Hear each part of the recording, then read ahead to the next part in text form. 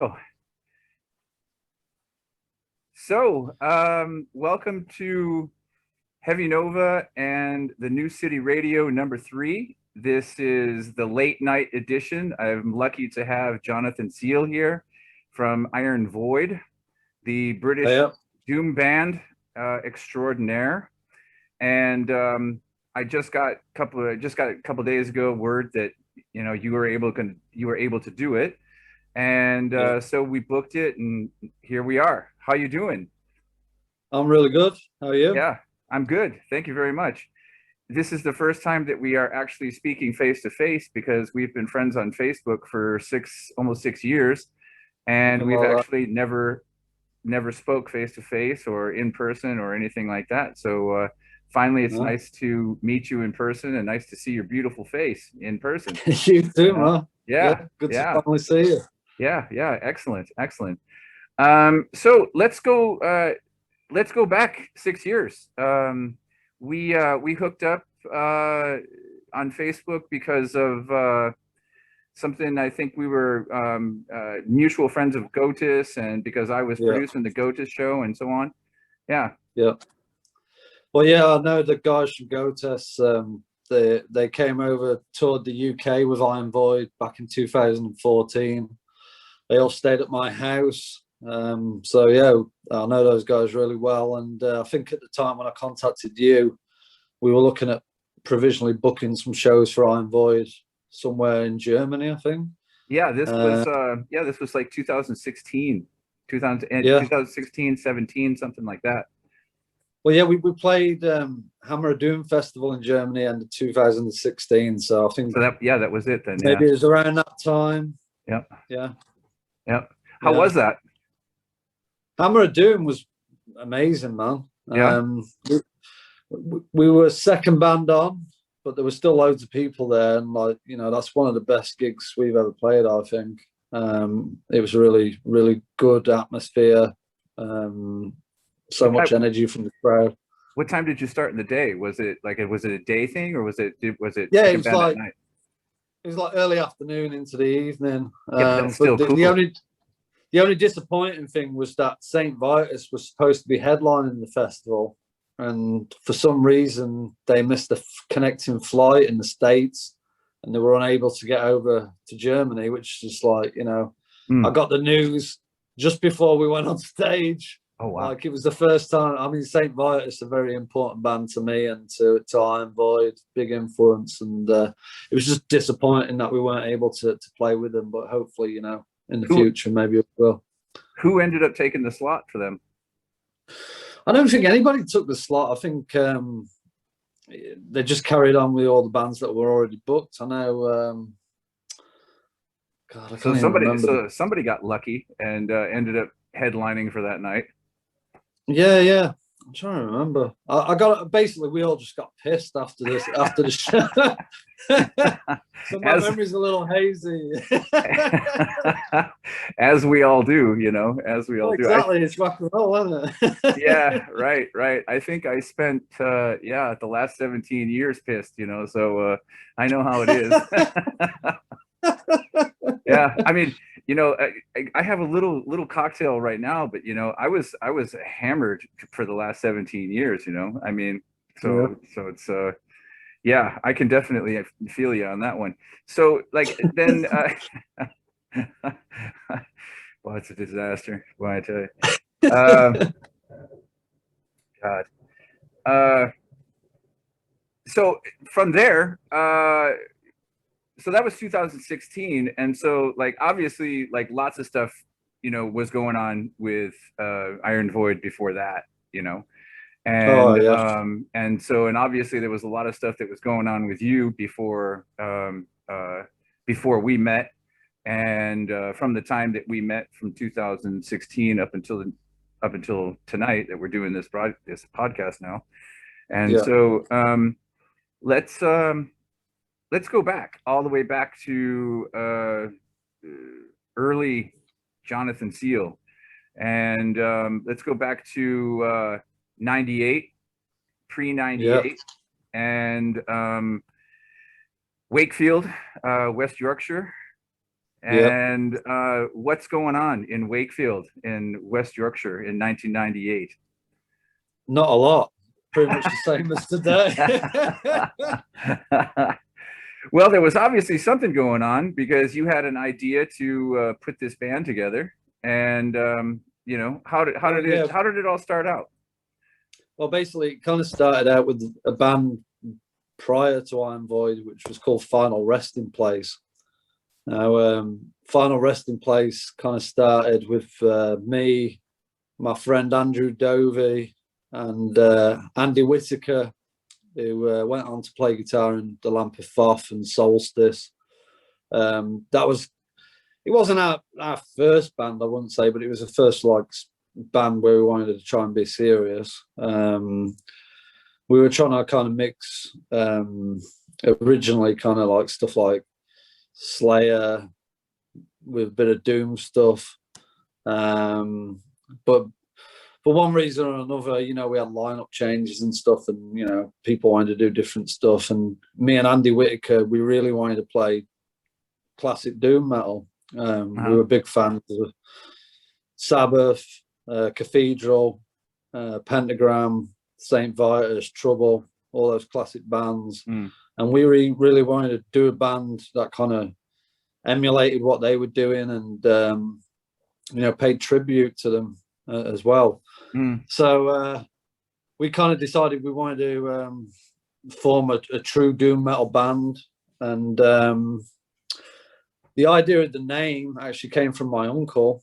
I'm from Birmingham, all my family's from Birmingham, and generally the tradition is on Boxing Day we all get together and we have a drink, some turkey sandwiches, and we have a good time. But yeah, my uncle one year, he was like, he'd had a few drinks and he was digging out all his old Sabbath vinyl and Led Zeppelin and Stevie Wonder as well. Nice. Yeah. I'm a huge Stevie Wonder fan. I love it. Yeah, I love Stevie Wonder as well. At the time, I didn't really appreciate it. I was just like more interested in Sabbath and Zeppelin, you know what I mean? But yeah, but you know what? It's like the more that you look at music today, and like the more that like as we're getting older now, it's so obvious now that when you listen to all the music that we listen to, especially like the heavy music, it's really obvious how much those old funk bass players and those old funk drummers and those jazz drummers and all that stuff, how much of a huge influence there is on like even Sabbath. They were huge. They were huge Zappa fans. Yeah. And so it's like that funk and that just that technical music writing. It's a huge influence. Absolutely. Yeah. I mean, I listen to all kinds of music, and like I listen to a lot of funk and stuff, and even disco.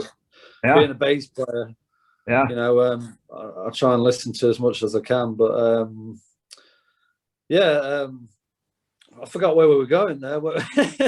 No, you were talking about the band. Your uncle or your dad or something playing records. Yeah, that was it. Sorry, yeah. So he was getting all these vinyl records out at Christmas, and he told me that he'd been to Aston, to the house where Ozzy grew up. Wow, cool. I've been there since. And he said that scrawled on the wall outside was the name I Am Void. And I thought, wow, that's a cool name.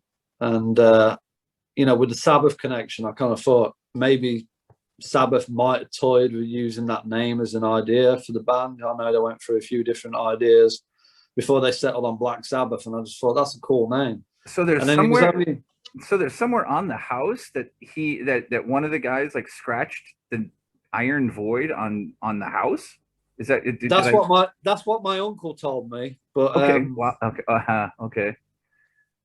I can't verify that because I've been to the house and I haven't seen that on the wall outside. Could have been refurbished, yeah. Could have been. Yeah. But years later, I was reading Ozzy's autobiography, I Am Ozzy, and I remember it well. Page 64, Ozzy is talking about they're rehearsing at a community centre in Aston, which is where they're all from. My mother and father are from Aston as well. Okay. My dad's a similar age to Ozzy, but I always ask him, "Did you know those guys?" And he's like, "No." It's a bit disappointing, but anyway. But yeah, apparently Ozzy said they were rehearsing in Aston at this community centre, and after the rehearsal, he said they were just getting off their heads, drinking or whatever, and he was into doing graffiti at the time, and he said he graffitied his graffiti tag was "I am void," and apparently he did it on Spaghetti Junction, which is like it's like a motorway intersection. Okay. As you're coming into the centre of Birmingham, it's kind of falling apart. It's made out of concrete, made in the 60s. Okay. But apparently he sprayed "Iron Void" on somewhere at Spaghetti Junction, and when I read that in his book, I was just like, wow. Like, because for years I thought this is a cool name and everything, and I'd already started using it with the band and that, and then obviously it was there in black and white in Ozzy's. That is a great story. Yeah, man, I'm surprised I've not been sued by Sharon Osbourne yet. Yeah, well, considering who she is, yeah, I mean, yeah, that's yeah. The story's not over yet, so who knows? Yeah. Well, But yeah, that's a really cool story, man. I mean, so like it goes from just a family story of like, you know, your uncle telling you this little story, and then it actually turns out to be true that you know, turns out to be a tag. That's awesome. That's really super cool. So yeah, because I mean, you know, ever since I've known you on social media and since we hooked up, you know, you always post Sabbath Sunday, and so it's obvious that you have a real deep love and appreciation for Black Sabbath, you know. Absolutely. What I, you know, one of the things I like about your band is that there's not, you know, you have your own thing. Iron Void has its own real actual sound, and it's not just, you know, and because there's so many doom bands that are just Iomi riff-offs, you know, where it's just, you know, just rehashed, you know, you know, and it's almost the same riff. Yeah, it just gets so boring after a while, you know. And even when I was a show manager, I could do like after 6 hours, I was just like, and I love fucking doom and stoner rock, you know, but it's like after 6 hours of just, it's just like, oh fuck, you know, I really could listen to some Devo right now, you know. And, yeah, you know, so that's one of the things I've always appreciated about your band is that, you know, you've actually really paid attention to actually getting your own sound and your own thing going on.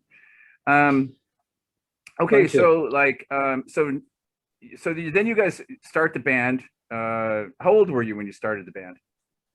I was 19 years old. Okay. Tender age of 19. All right. And so doing a little bit of research about you, there's been two I guess versions of the band. You know, you started and then eventually you ended up breaking up, like I think 2 years or 3 years later, and then reformed in like 2016, 17, and then put something out in 2018. Am I close to the story? Yeah, you are. Or no, not 18. 2007, 2007 and 2008. Yeah. Yeah, that's right. I always get the teens. Yeah, you know. Yeah, I feel you in on that. But yeah, as I was saying earlier, like Final Resting Place kind of was the band prior to Iron Void, and then me and Andy Whitaker wanted to form like a true doom metal band. And I think our initial thing was finding the other members. So that was a singer and a drummer basically, and the original drummer was Diz Dyson. I've been in numerous bands with Diz over the years.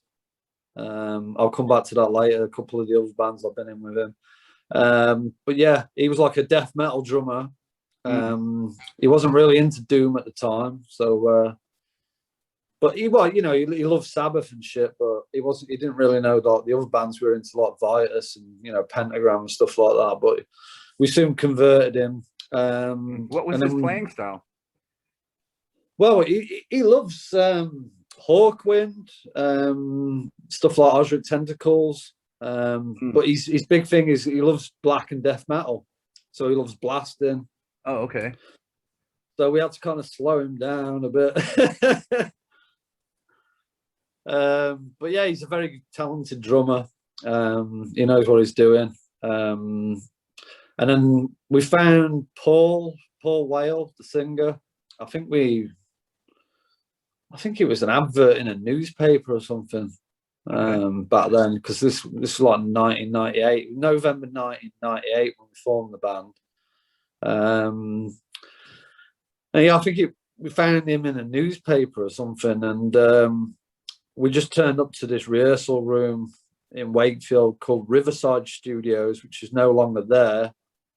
That was run by the guy who was in Black Lace, if you remember them. No.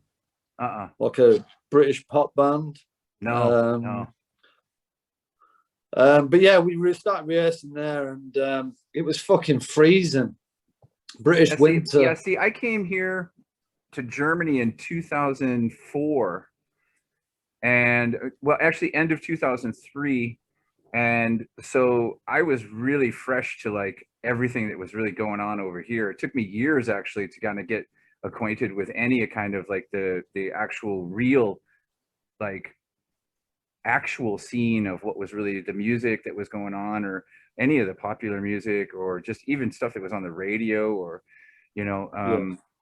because I lived in Northern California, and so like for me, my life was really like Deftones, Corn, and like it was like typical Northern California for late 90s, early 2000s, and so that was all the whole new metal scene and whatnot. And like and then of course I was listening to like the like bands like Sleep and High on Fire, Electric Wizard, and I was listening to Fu Manchu and Caius, and all that stuff. And like the pop music that I was listening to, Jesus Christ, I mean, all the independent stuff. There's so much pop music in California that it's an unending list, just this endless fucking list of pop music, because there was always somebody new coming out almost every week, so I didn't know anything about British music. The only thing I knew really about Britain was like my knowledge of the new wave of British heavy metal, Oh yeah. And so it's like, Tigers of Pantang and like all that kind of stuff, but that was really all I knew about Britain. And of course, like, all the old school stuff, Led Zeppelin and, stuff like that. But, when I came over here to Germany, people were talking about British music, and I was just like, fuck, I was like, I don't know anything. I have no clue who these people are, So, And so go ahead. Yeah. So this rehearsal room was freezing, and your hands were kind of numb as you were playing. Yeah, I can imagine. We started out, just jamming some Sabbath stuff and some Vitus, really. I think we like played NIB, Black Sabbath, and then we just started like piecing together our own songs. I had like quite a lot of ideas back then, and so did Andy Whitaker, and that's how the band got started. We played quite a few gigs in the UK. I think we did like 16 gigs in like a short space of time, really. Wow. And then the plan was to record a demo. Yeah. Then basically, the band's kind of started in 98, 99, and then by 2000, we'd split. Why did you split? It was over. It seems like it was over. It was a silly argument about money. Yeah, well, basically, we played a show. I paid for a minibus to get people there, so we got more of an audience. Yeah. And then, like, the agreement was that the money that I paid for the minibus, I would take that off the next, the next guarantee for the next show. Then when it actually came down to it, there was a disagreement. Well, this is the band's money, blah, blah, blah. It we were young and stupid as well, and like, you know, we were hot-headed. Yeah. So we kind of went our separate ways there and then. And then after that, I've played in a few other bands during that time period from kind of 2000 to 2007. Yeah, I did a little research on you, and I wrote a few of them down. And tell me if I missed anything. So there was a band, So Mortal Be. Yeah. Tomb. Yeah. Black Maria. Black Mariah. Mariah. Okay. So Mariah, like the Todd, yeah. like the it's, Todd, it's spelled Maria. like Maria, the Todd Rundgren song, Black Mariah. I'll come back to of that in a second. Hypocrisy. Yeah, Sermon of Hypocrisy, yeah. And Scion. Yeah, that's the lot, yeah. Did I miss anything? I think probably the only band that you missed is the band that I played my first gig with prior to Iron Void, which was called Girth. But not a lot of people know that. Nice. Girth, yeah. Girth. Yeah, nice. That's a great But that name. didn't last long. That was just a couple of gigs. You know, it was a bit of fun. Great name, Girth. Well, yeah, I always thought that. The first gig was called The Birth of Girth. Nice. That is book material right there. You know, the birth of Girth. Yeah, yeah. The Birth of Girth. Man. Yeah. Hey, baby, you want to come back to my place? I got a band. It's called The Birth of Girth. Yeah. Nice. Guaranteed to work every time. Right. That's definitely bed material right there. Absolutely. Anyway, right on. Distracted. Yeah. Right. So right. Yeah, I think the it's first not long, band, but there's girth. You know. Yeah, there's girth in it. Yeah. But I think after Iron Void kind of split up, the first of those bands that you mentioned there was Tomb, which sorry, I've just missed something actually. Let me just backstep a little bit. Yeah, please. Basically, Diz was in the band for a while, but he was in some other bands, as drummers always are. And we were due to play our first ever gig with Iron Void with Diz, and a couple of days before, I just couldn't get a hold of him. This is before like the days of the internet. Well, I suppose the internet was there, but not many people had access to it. So it was just like, I don't know, shitty mobile phones and however else you got hold of people back then. Yeah. But a couple of days before the show, I just couldn't get hold of him. He disappeared. And I was like, what the fuck? So we had to cancel the first show. So we had to find another drummer. Now, the second drummer in Iron Void was Russ Thompson, who was an old friend of mine. And he's the guy that we played all those gigs with, the 16 gigs that I mentioned. That was with Russ. But yeah, basically, me and Russ remained friends, and he said that he was jamming in Wakefield, the same place we used to rehearse at with Iron Void, which is a place called Audio Zone. And he said, yeah, I'm jamming with Jamie, which is Jamie Boggy Sykes, the guy who was the drummer in Burning Witch and Thor's Hammer. Right. He's a fucking badass. He's a fucking amazing drummer. Yeah. One of the best drummers I've ever played with. I can honestly say that as far as like Doom goes, it doesn't get much fucking harder than him. I mean, it's maybe Mark Greening in Electric Wizard, the old Electric Wizard days, but Sykes is a fucking madman. I mean, he really is. The thing about Jamie is like he can play drums really slow. Yeah. And it sounds heavy as fucking menacing, and he can play fast as fuck as well. Yeah. So he's a very, very talented drummer. But yeah, basically Russ had switched from playing drums to playing guitar and doing vocals, and he was jamming with Jamie. Jamie was playing drums, and he said, "Do you want to come down and play bass?" And I was like, "Well, yeah, because I'm not doing anything, you know what I mean?" And I was like bummed out about Iron Void kind of splitting up because it wasn't my intention. I wanted to carry on. So I was a bit, you know, I wouldn't say I was depressed, but I was just, you know, down at the time. I just wanted to play some doom metal. Right. And we started jamming. Unfortunately, we didn't record anything with that lineup. But I've got like some old rehearsal tapes, which are, I've got some gems on there, just like on cassette tape. But yeah, that was a really cool experience. Like, so nothing came out of it, or is it just it was just a one-off? We played some shows. We played a few shows in Yorkshire. Did you get anything on tape, or? We got some on some rehearsals on cassette tape, but the sound quality isn't great. Yeah, fuck it, man. Make copies of that shit. Sell it, brother. Get rich. Well, maybe. I'm just waiting until the technology's there when they can make it sound great, you know? Yeah, right. Well, I do have that in my archive, so yeah, a few people have heard it. I have black metal tapes, man, cassette tapes. So you can't even hear shit. It's just a fucking. Well, yeah, you know? Yeah. That's the thing. Like, we were all into black metal as well at the time, and that kind of influence creeped in a little bit with that kind of stuff. It was mixed in with like classic doom, extreme doom, like Burning Witch, and like black metal stuff. So it was a bit of a combination. Yeah. And then I can't remember what happened. I don't know.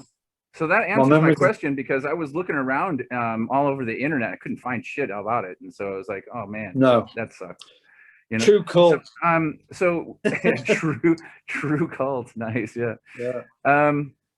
So what about this So Mortal Be? What was that? Because the way that I read it was that the history timeline was that So Mortal Be was actually before you started jamming and doing the tomb thing. Is that, or is the the interwebs, is it wrong? Yeah, I think it's wrong on that. So Mortal Be. I'll come back to that in a minute if I may. Okay. I can't really remember what happened with Tomb. I think other things happen in life, and people like didn't have time to jam or whatever, and like we didn't really record anything. It didn't go anywhere. I don't know. So you're talking about Tomb, you mean? Yeah. Tomb, yeah. Yeah. The next thing I was involved with was Black Mariah, which was like a sludge doom band. That was Russ again on guitar, me on bass originally, couple of my old friends, Ollie on guitar, Kev on vocals. We played a few. I don't think I actually played any shows with them, but we wrote some songs, and it was kind of like in the vein of I Hate God, Iron Monkey, that type of stuff. Okay, yeah. And then, I mean, at the time, I grew up, before I even got into doom metal, I was into kind of death metal. Mm-hmm. Death metal was my thing.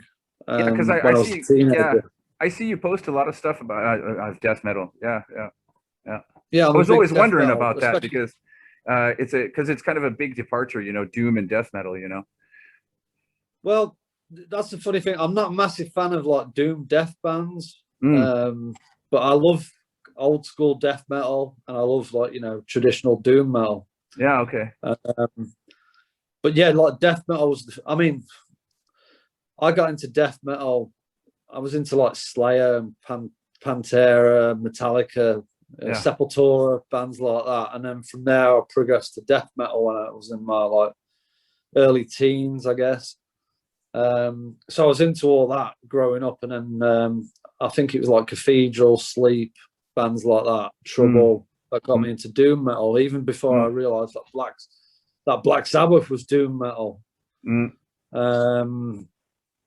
So yeah, just going back to the band thing, I always kind of wanted to play death and black metal, and the opportunity came up with Sermon of Hypocrisy, in another Wakefield-based band, and they needed a bass player. They said they had like gigs lined up, so I was like, well, yeah, I want to give this a shot. And then we ended up playing like some shows with we've supported Suffocation. We nearly supported Deicide, but like we got fucked over on the bill because, like, I don't know, Deicide turned up late, and then they cut out some of the support bands and shit. But we had a good time with Sermon of Hypocrisy, but it was like satanic black metal, really super fast. I was trying to really improve myself as a bass player as well. And but I was into black metal, but I was more into death metal.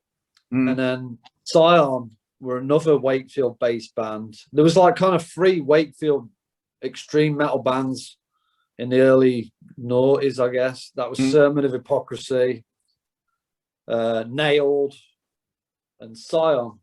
Okay. And Scion turned up on the scene, and Jamie knew them. Jamie, who I was playing in Tomb with, and they needed a bass player.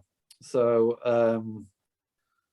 I was kind of more interested in playing with them because they were playing like kind of old school, like Death, like the band Death, and they were playing some like slower, doomy, like kind of Autopsy riffs. Autopsy are my favorite death metal band, and they've got a lot of very doomy riffs as well. And yeah, I started playing with Scion, so I was kind of doing Sermon of Hypocrisy and Scion at the same time. Quite busy times those were. And yeah, I got really good playing fast, and you know, I became a much more accomplished bass player. But then things happened with Scion. Yeah, just going back to Diz, the original Iron Void drummer, he actually played in Sermon of Hypocrisy for a while. And he also played drums in Scion for a time period as well. So I was like in Iron Void, Sermon of Hypocrisy, and Scion with Diz on drums. But then basically what happened, I think, with Scion is that Diz got kicked out of the band for some reason. They weren't happy with him for whatever reason. And I got kind of pissed off, and I left the band as well at the same time. And around that time, I think it was like 2007, Andy Whitaker, who was the original Iron Void guitarist, he was playing a show in London with Pagan Altar headlining. Warning were playing. Andy's band Lampethoth were playing. The River played. And I went down to London and watched that show. And it'd been a while since I've been to any like kind of like, you know, live doom shows. And like I kind of was hanging out with old friends, and it kind of reignited my passion for doom, I guess, because I wasn't doing anything at the time. I just left Scion. And around that same kind of time, Russ, who I played with obviously in Iron Void, he was playing drums, and then we played in Tomb. He was playing bass in a band from Doncaster, which is not far from Wakefield, where I used to live as well. And he was playing bass in a band called So Mortal Be, which is named after the Spirit Caravan song. Okay. And he said, "Come on, Seale." He'd been saying for a while, you know, "Come on, do a doom project with me, Seale. Come on, we need to get back to what we used to do." Right. And I was like, "No, I'm busy. Because I was busy. I was doing like 2 bands at the time. But then when all that kind of changed, I was like, well, yeah, I do actually want to play doom again. So you were in both bands at the time. You were doing Sermon of Hypocrisy and Scion both at the same time? At the same time, yeah. Wow. Okay, not all the way through. I was in Sermon for a period of time, and then I joined Scion, and I was doing Scion and Sermon of Hypocrisy. Yeah, but still, that's busy, you know, jamming, writing songs, you know, planning everything. It's a lot of work. Yeah, and the whole time throughout all this, I've always worked full time as well, doing like a full-time day job. So you know, it is hard work, but it's fun as well, and that's why I do it. Yeah, I know how it is, man. When I was doing shows, I was working 10 hours a day as a lecturer at university. And doing shows on Thursdays, and then also shows on the weekend, you know. So it was, you know, catering, cooking, fucking all that shit, you know. Yeah. Well, it's like Henry Rollins says, you know, there's no such thing as downtime. There's only lifetime. Right. I may have misquoted him there, but no, that's it. That's it. Yeah. That resonates with me, definitely. Yeah, absolutely. Yeah, that guy's a fucking hammer. You can't. He's like literally unstoppable. Even at Yeah, man. even at his age, the guy's writing tour books and radio station and managing his publishing company. It's like, He's relentless, isn't yeah, he's relentless. Absolutely relentless. Yeah. Okay. So, yeah. So we were talking about, uh, he? So Mortal B. yeah, and go ahead. Yeah. Yeah, basically, so Russ, he was playing bass, and I think he wanted to play guitar again. And he says, "Come on, why don't you come down and jam?" And I was done with Scion, so I was like, "Yeah, okay, I'll come down and jam." And he started playing guitar, and Steve Wilson, obviously in Iron Void now, he was playing second guitar, and we had an old friend of ours playing drums, and we were just kind of just jamming and stuff. And I think, yeah, I was like really getting into playing Doom again, and Russ was happy that he was able to play guitar, and him and Steve initially were doing some like twin guitar stuff, some harmonies and that was really cool. And for one reason or another, we had some lineup changes. Yeah, the drummer was Jim Stanley, an old friend of ours, and we had our friend James Faley on vocals. But the trouble with James, he kept turning up to rehearsals just like completely off his tits on speed. So that didn't work out. Yeah. Right. And then Yeah, we like kind of needed. I know how that goes plenty well. Yeah, once that gets into the mix, man, fucking forget it.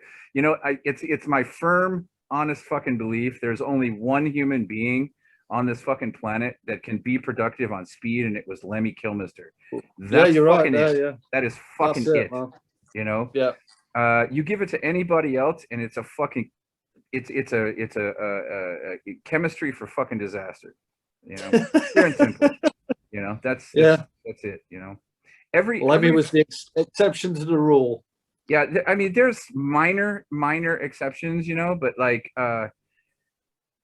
fuck, dude, look, who's that guy, Mondo Generator, that bass player, Queens of the Nick Stone, Oliveri. Nick Oliveri. Yeah, I mean, maybe he might be an exception to the rule, because actually he's like still alive and still doing shit, but Jesus Christ, man. And I don't want to say anything negative, because he's a great guy. I met him, Yeah. and he's fucking absolutely fantastic. He's the most friendly dude I've, you could ever want to meet, and they were like totally great guys. But yeah, fucking speed. Yeah. So anyway, speed and the yeah. Speed and Doom doesn't mix. Speed and Doom does not mix. No. Yeah. So yeah, exactly. Yeah. I mean, I guess Wino is another example of someone who can right. handle it, I guess. Yeah, right. Yeah, I guess, yeah, because yeah.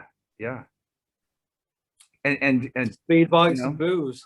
Yeah, fucking ache, because I can't say that he's ever written anything bad, No. Wino's one of my favorite, but we'll come back to that later. But right, yeah. No, anyway, so Speed and Doom don't mix, and yeah, we were like, we had to part ways with the singer, and then we were like, we need a singer. So Russ had sang in Tomb previously, and Steve, I don't think he'd sang previously, but he was having a go at it, and it turns out he had a great voice, and I wanted to have a bash at singing as well. So there was like kind of three of us singing, and we were playing, and we had these like twin guitar harmonies and stuff. But then we had another lineup change with Jim Stanley. It didn't work out with him. I think what we were trying to do was like, we were a bit more accomplished musicians, and we just needed a better drummer, really. And we tried out a few drummers, it just weren't working out. Like, we had one guy come in, he was like, I'm not fucking playing all your old songs and all this shit. And we were like, okay. So we tried a few people out, and then I says, why don't we try Diz? He's an old friend of mine. So Diz came along, and we started jamming with Diz. Worked out great, as I knew it would. Did he play in anything before, or was this his first run? Well, he was in Iron Void originally, and like I said, okay, yeah, okay. Yeah. He was in Iron Void originally, and I played with him in Sermon of Hypocrisy and Scion as well. So this is like kind of the fourth time round that we were jamming together. Okay. Right. I knew he was reliable. This is the thing. Yeah, you probably said that like 10 times already, and so that's cool, man. Yeah, like I said, ladies and gentlemen, this is the late night edition. It's already like 11 o'clock tonight now, so yeah, bear with me. Yeah, sorry to keep you up, man. But yeah, so Diz came down, we started jamming and that, and yeah, it worked out. And then we started playing some shows, but the thing is, we started introducing some old Iron Void songs into the mix. So that was kind of mixing up with some of the stuff they already had written that they were playing with So Mortal B. We played a few shows, and then I just suggested, why don't we change the name to Iron Void, because we're playing some old Iron Void songs. And I always felt we had like unfinished business with the original Iron Void, because we didn't get to record a demo originally, which was going to be called Spell of Ruin. Okay. And we never got around to it. The plan was to record a demo, but it just never happened. So I said, why don't we change the name to Iron Void? I think it's a better name than So Mortal B. So we kind of fought on it for a while, and then we agreed. So this is where the internet fucked up and doesn't really clear up the story too well. Yeah, I agree. Okay, all right. Or maybe I just misread and didn't read deep enough. No, okay. There is some misinformation on the internet about that stuff, but there you go. That's from the horse's mouth. There you go. All right. And yeah. Good. Well, there you have it, folks. The corrected version. So then you choose Iron Void as the name and start properly jamming. And how soon is it before you've got solid songs? Well, it didn't take long, really, because we had some new songs and some of Steve's ideas. Steve churns out riffs, and we had some old Iron Void songs that we wanted to bring back into the set. So we had quite a sizable amount of material quite quickly. How many songs did you bring back from the past? Quite a few of them, actually. Okay. Okay. The majority of them. Did you have to rework them, or were they fresh enough to be able to take them from the original and be able to throw them right into the mix? There was some bits that were reworked, but the majority, I would say, the structure of the songs kind of remained the same.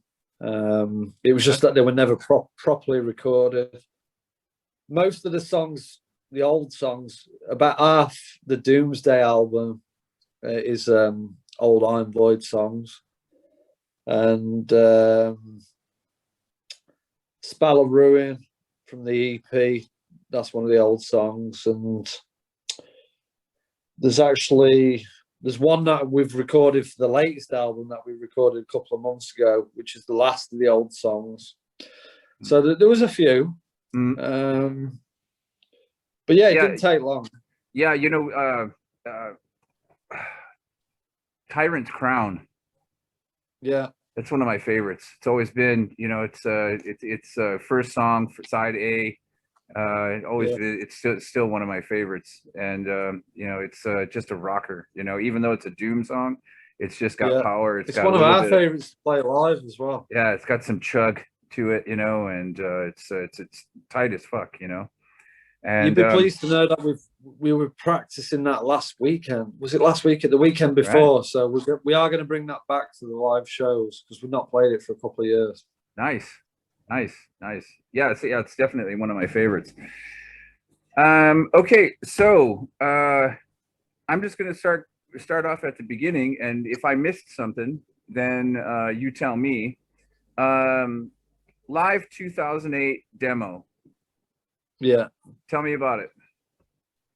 Well, we wanted to record a demo at the time, and we didn't really have the funds or the budget to get into a proper studio.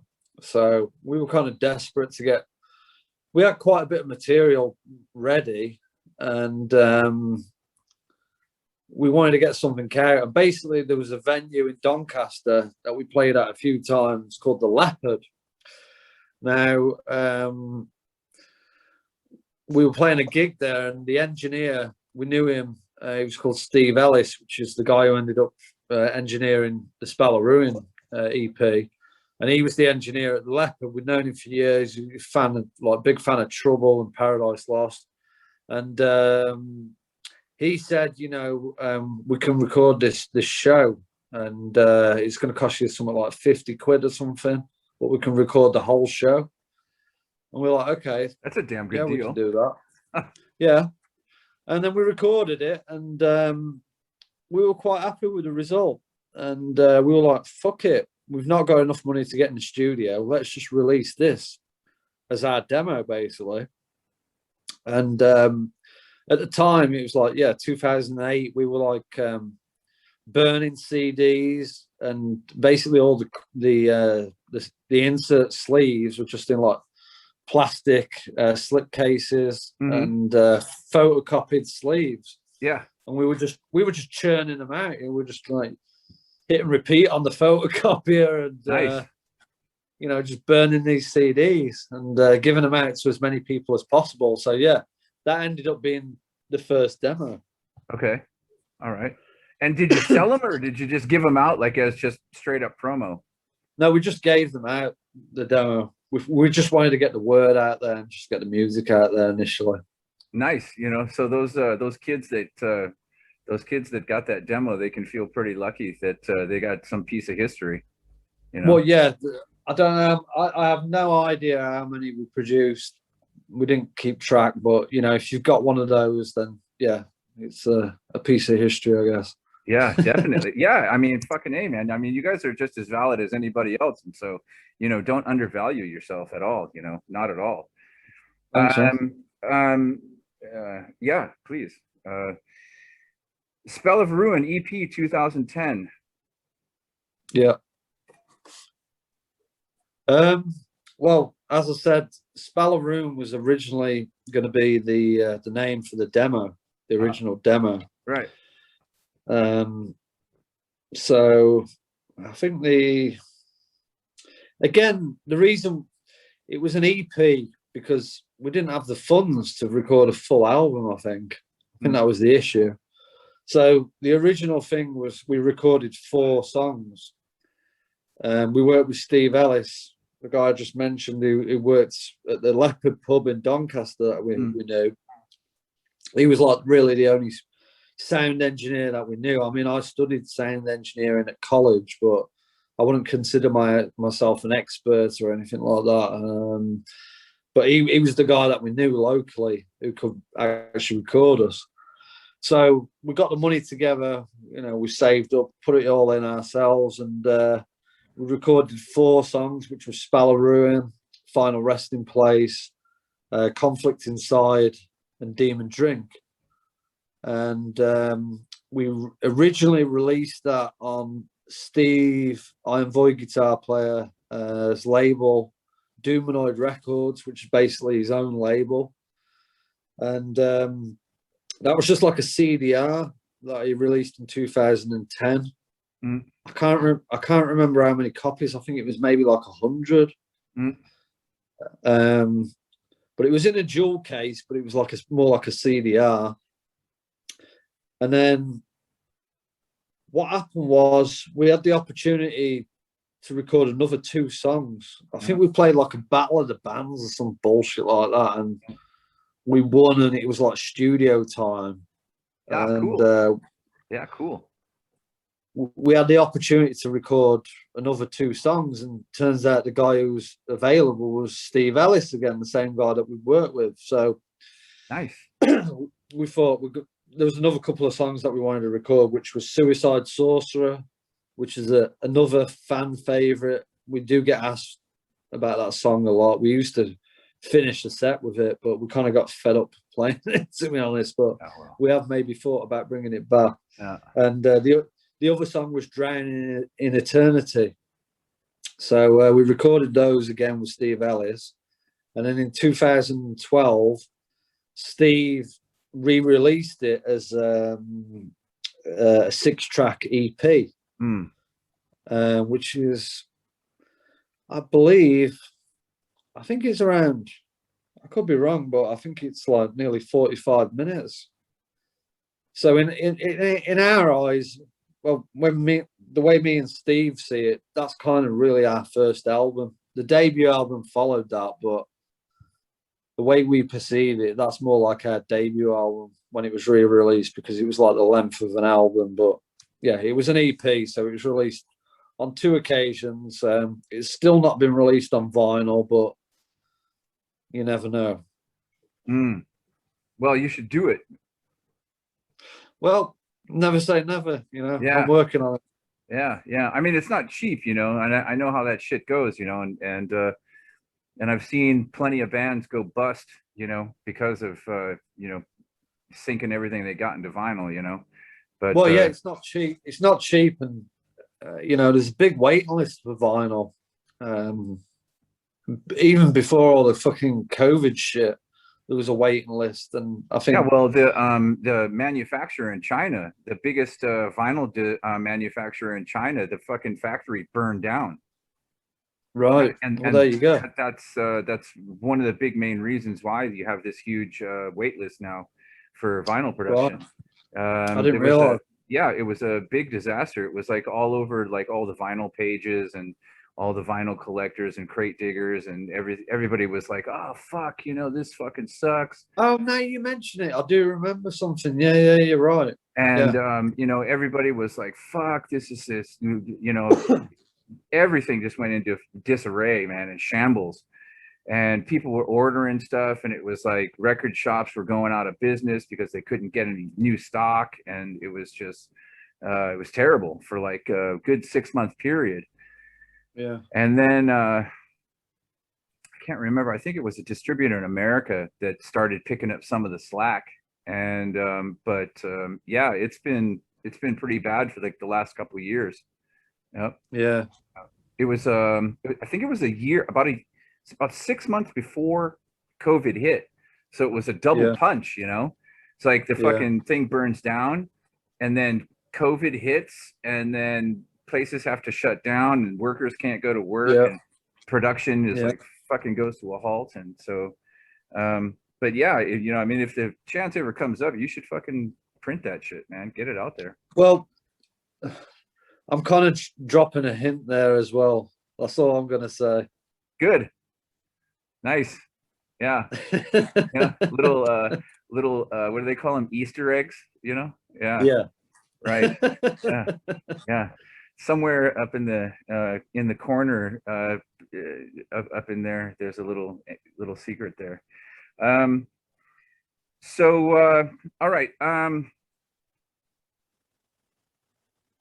So then comes the Mad Monk single release, I think it is. Yeah.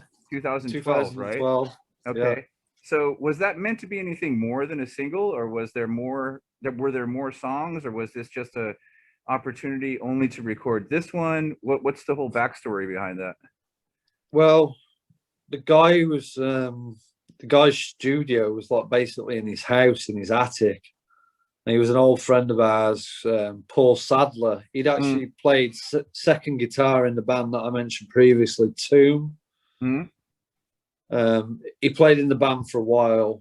He wasn't in the band the whole time, but we did play with him, and there was like the twin guitar stuff going on with him and Russ. But yeah, basically he got into music production, and he was living in Manchester. He's an old Sorry, friend of mine. it's like freaking 33 Celsius right now, and it's like, Is it, man? fuck, it's humid as hell, man. My shirt is like literally like sopping wet. It's like literally sticking to me. Shit, man. It's Yeah, I'm actually like, quite cool here tonight in no, England. I'm like slipping in my leather chair. It's It's been like that here in England the last few days, but today it's just like gone. It's gone cooler and raining. no, it's supposed to. Yeah, sorry to interject, but I had to, No, it's all right. I had to wipe my face. I'm like glowing on screen. But yeah, it's like it's supposed to storm in a couple days, and so you can already feel the humidity growing, and so Yeah, yeah, yeah. that high pressure is coming in already. Today was nice, Yeah. but it was really hot, but it was okay.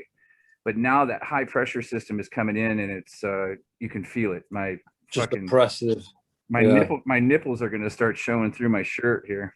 Yeah, it's You should save that for pay-per-view. right. Yeah, yeah. That's extra for if you would Yeah, you like to got to see, charge extra for that, yeah, man. So any of you viewers out there that would like to see my nipples, come through my shirt, I'll be setting up a Patreon soon, So Yeah, there you go. yes, yes, Jared's nipples. Yeah. Yeah. Okay. So back to the backstory of the Mad Monk.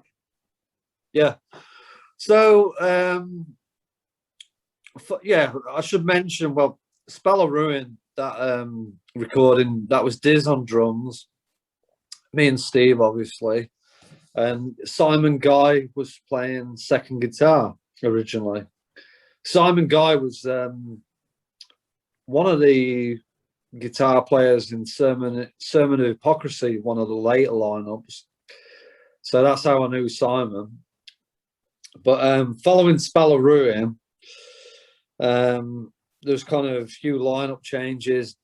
Diz decided to leave the band, which I was pretty disappointed at the time because we've been jamming, for years and stuff, and it was disappointing, but it is what it is. We're still friends now, so it's water under the bridge and all that. Where did he go after that? Did he do anything, or did he keep playing? Or Yeah, he's still playing in bands now. He was doing like a death metal band recently called Shadow Doctrine. Okay. So he still plays. That's good. Excellent. Some more power to him. That's great. He's one of my oldest friends. I've known him over 20 years. You know what I mean? And, cool. Cool. I still see him on a regular basis. If we get the opportunity to jam, we will jam. You know what I mean? It's just like we're always busy. These stories.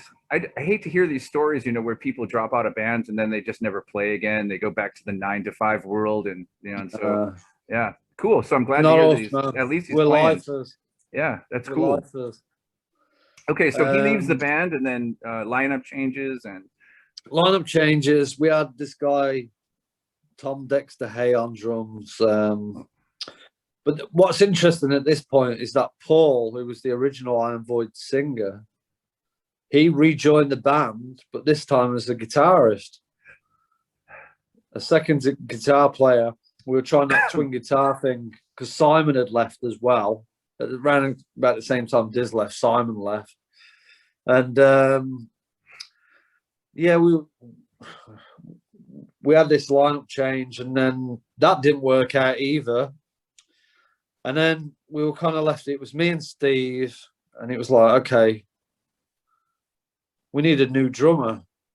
And we kind of decided there and then that, I kind of wanted to do the twin guitar thing because I love bands like Thin Lizzy, Judas Priest, Iron Maiden, early Iron Maiden, shit like that.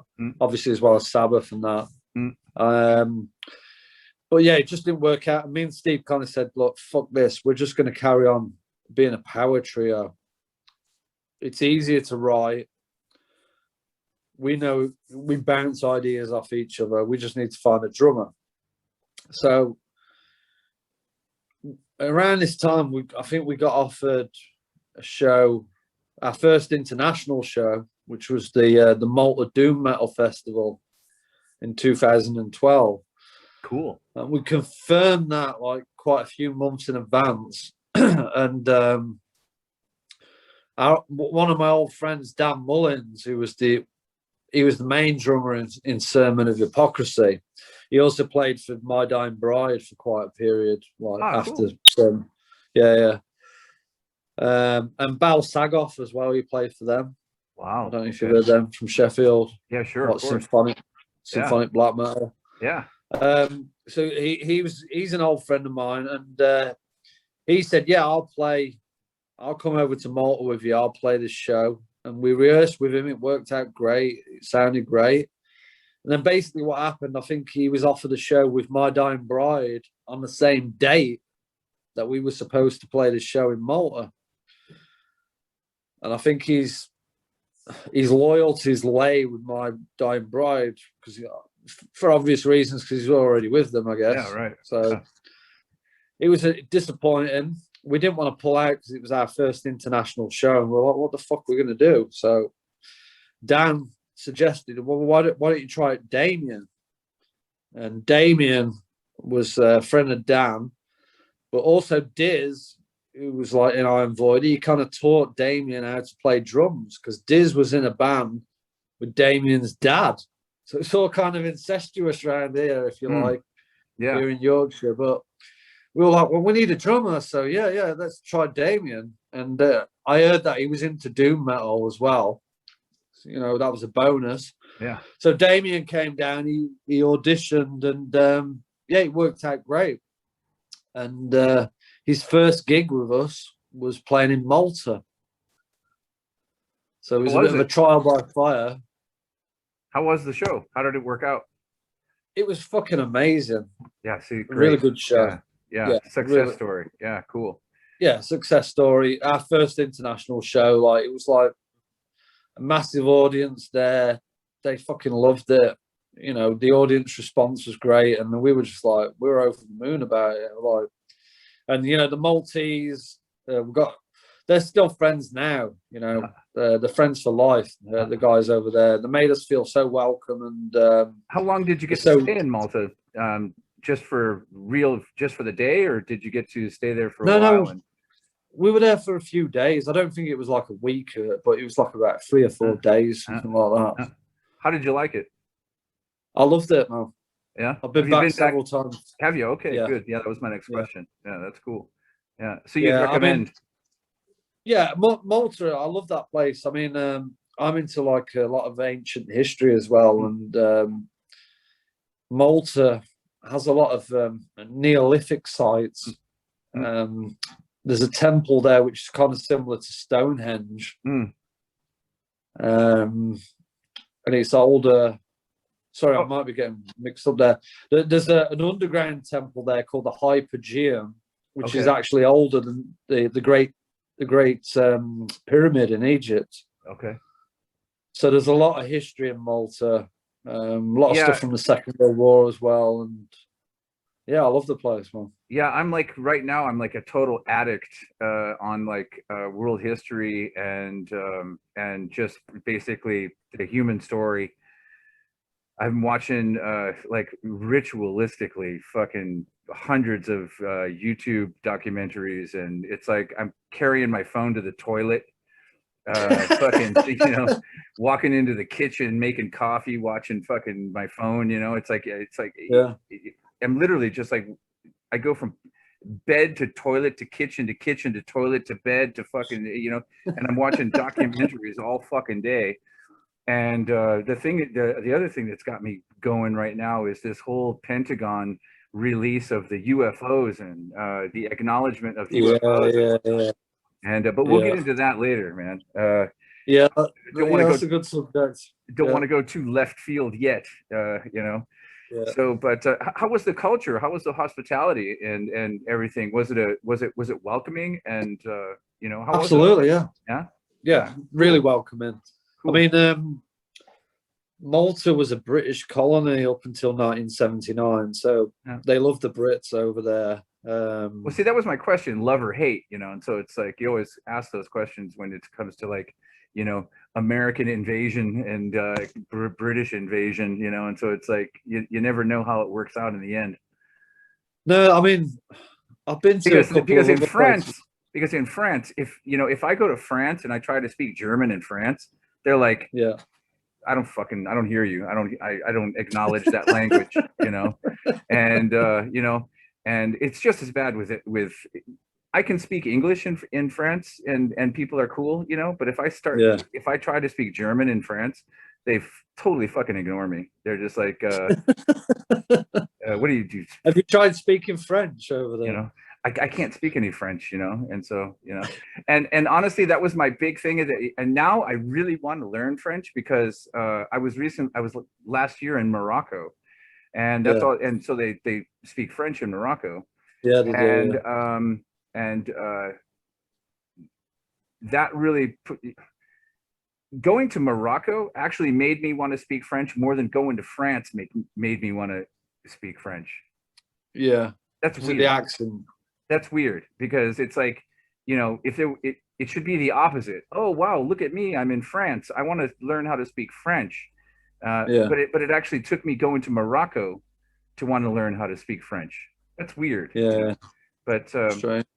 yeah, so cool. So good experience, success story, everything Yeah, worked yeah. out. Drummer worked out, everything. Yeah. Couldn't ask for Absolutely. It more. was great. And we played there we played there one other time. I ended up playing there with a couple of other bands, Arkham Witch and Desolate Pathway, doing guest spots in years after that. Arkham But Witch no, is it was great. a sick. Yeah, they're good friends of ours, Arkham Witch. Mm. But yeah, the first time we played Malta, it was a great experience. Success story. Like I say, it was Damien's first gig. Like, he'd never played with us before, and like he was quite young at the time. I think he was like in his early 20s at the time. This is like 2012. And then we did that, and we played a few UK shows. And oh yeah, that was it. Then the following year we played some UK shows and 3 European shows with Hooded Priest from the Netherlands and Belgium, and Arkham Witch, and we called the tour the Doom Metal Trident Tour because it's like three bands on the bill. Good name. And yeah, that was a great tour. Fantastic. We had a great time. And we played in Erfurt in Germany. And Hart from Barbarian Wrath Records came to the show. And we were absolutely exhausted because we played in Vienna the night before. And we had this really long drive. Yes. And we were partying the night before. We overdid it, man, big time. And then we had this big drive. Yeah, it's a trek. Yeah. Yeah. So I was fucking knackered, but we got up and we played and we put our all into it. And Hart was impressed, and he offered us a record deal with Barbarian Wrath. And we were over the moon because we needed a label to release our debut album. So that's how that worked out with the debut. That's pretty respectable, going, driving all that way, and then, especially after partying, and, respect. I was fucked, man, when we got there. Like, we got there and like I just wanted to go to bed. Yeah. On the way as well. On the way, I was like, I'd never traveled through like Austria, and I've been to Germany before, but I was like seeing all these beautiful castles, all these forests, and the scenery is beautiful. I'm like trying to stay awake and trying to absorb it as much as possible. Everybody else is asleep on the bus, man. And then we got there and I was just shattered, absolutely shattered. And like it was in like this club, and they had like this, like they have them poles, and there's like a seat around the pole, like a leather seat or something. Right, I was just like, I got there and I just crashed out on this fucking seat, man. Steve wakes me up and he's like, dinner's ready, and I'm like grunting and shit. And it was like sauerkraut. Oh, I mean, I like sauerkraut, but Steve didn't like it. Yeah, dude, I quit eating sauerkraut altogether, man. That shit gives me gas, man. I fart for days. Forget that. Well, yeah, I can't do it anymore. does. Yeah, I can't do it anymore. Forget it. No, I love the German food. Like I love frikadellen and like Yeah. schnitzel, shit like that. I love the Hey, all the listen, sausages. those fucking Bavarian sausages with some fucking nice fucking boiled sauerkraut, man. That is like Yeah, that's a dinner and a half, man. yeah, And man. you throw some white pepper on there, and you're good to go, man. Yeah, Yeah, I yeah, love that shit. yeah. Me too. Yeah, man. Yeah, but your friends in the van are not going to like it afterwards, though. Not at Well, all. that's the only downside, isn't Yeah, yeah. it? But the good thing is that if it's on if it's the catering for the night, and everybody's fucking eating it, then nobody can complain because everybody's just going to be blowing their ass out for the whole fucking next Exactly. week. So Exactly. There you go. there's no complaining. Um, yeah, right. Uh, okay, so where were we? Then comes your So yeah, proper, yeah. we released the debut, Yeah, the that's where I'm debut coming album. to. That's where I'm coming to. 2014 debut, Iron Void. Yeah. Yeah, yeah. So yeah, a So lot of just for the listeners, so you're going from, you got a new drummer, yeah, you got, it's a solid lineup. So for the first time in a while. for the listeners, the debut is this lineup. Yeah, this is the debut album. Yeah, Okay, yeah. okay, It's me, Steve, me and Steve on me on bass and vocals, Steve on guitar and vocals, and Damien Park on drums. okay. Good. Um, All right, good. And also, personally, this is one of my really all-time favorite uh Doom record covers. Um it's just the way that a Doom record cover should look. And it's always been like, for since I discovered it, because I had a lot of favorites beforehand. And yeah. my previous favorite was um Electric Wizard's Super Coven, you know, because it Oh was yeah, I just know the because it one. was just so simple. It's just the three of them, Yeah. on, and that kind of cartoony sketch cover. But then I saw your record and I was like, fuck, dude, that's the way it's supposed to look right there. That's that's the fucking the luminous red, and then the planet and the galaxy. It's just fucking pristine, pristine. So kudos to you and the And band. don't forget the tits and ass. Yes, yes, exactly. Yes, and it's just the way it's supposed to fucking be, man. That's Yeah. Well, So credit for to all of you, Go Test Doom, people out which there who are in blossoming doom bands, reference Iron Void's debut to see how that's real the one. art. Yeah, there you go. That's how artwork is supposed to look on a fucking doom record. You know, the hot fucking priestess in the middle, and yeah, galaxy, luminous, evil, red. Uh, yeah, kudos to you guys. Cheers, man. Well, I just want Um, to credit as well Go Test Doom, which the graphic artist who worked on that. She's done a lot of stuff. She did that cover. it's from her. Yeah, it's Go Test Doom, which who did the cover. I Oh came up shit. with the concept, and she put it all together. Oh shit. Okay, so I didn't know that. I didn't know that. Yeah, Okay. yeah, Go Test Doom, which did that, and she did the second album, Doomsday, as well. She did the cover art for that as well. Yeah, I like that one too. It's cool. It's cool. Yeah. Not as good as the hot naked chick, but Aurora Borealis and Castles. It's pretty fucking cool Well, the too. thing is, like, Yeah. the idea behind the cover was I wanted to represent the band name in a visual image, basically. And I had kind of read about stars when they collapse and become a black hole, they kind of emit iron Yeah, right. oxide. Yeah. And obviously, when they go, they become a void. And that kind of resonated in terms of the name, the band name, I Am Void. So I'd sent her a few images from like NASA, I guess, and said, this is kind of what I'm going for. I want to kind of represent the band name in a visual image. Yeah. And she came back and there was a naked woman on there as well. I was like, well, yeah, this is great, man. But Right. what it also reminded me of was also Black Sabbath's debut album, the woman on the cover. Mm.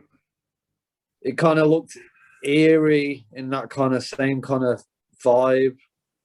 And I thought, yeah, this is cool. It just, that image just clicked straight away. We've not really had any.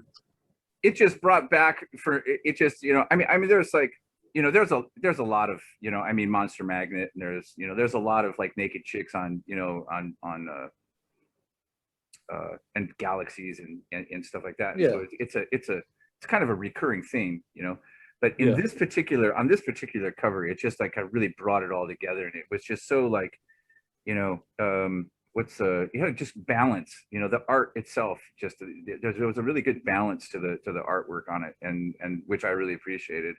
But you know, right when I saw the record, I was just like, you know what, this just is me in the back of my 62 Plymouth Belvedere station wagon, tripping on acid, listening to Sabbath, and fucking this hot blonde chick that I just met downtown, and that was it, you know. And fucking I was like, I love this band. Now I love this band, you know. And then coincidentally enough, so before we get to this though, tell a little bit more about the audience, a little bit more about the recording, and like, how did it go, who was involved, you know, where did you do it, and like all that stuff. Yeah, well, this was a different studio where we recorded at. It was Full Stack Studios in Lancashire with Matt Richardson. He was, I don't know if they're still going, maybe they are, I don't know. A band called Bastard of the Skies, like a sludge doom band, I guess, from Lancashire, England. But yeah, he had the studio in Lancashire in Great Harwood. And the reason we heard about this place is because the Lamp of Thoth had recorded there.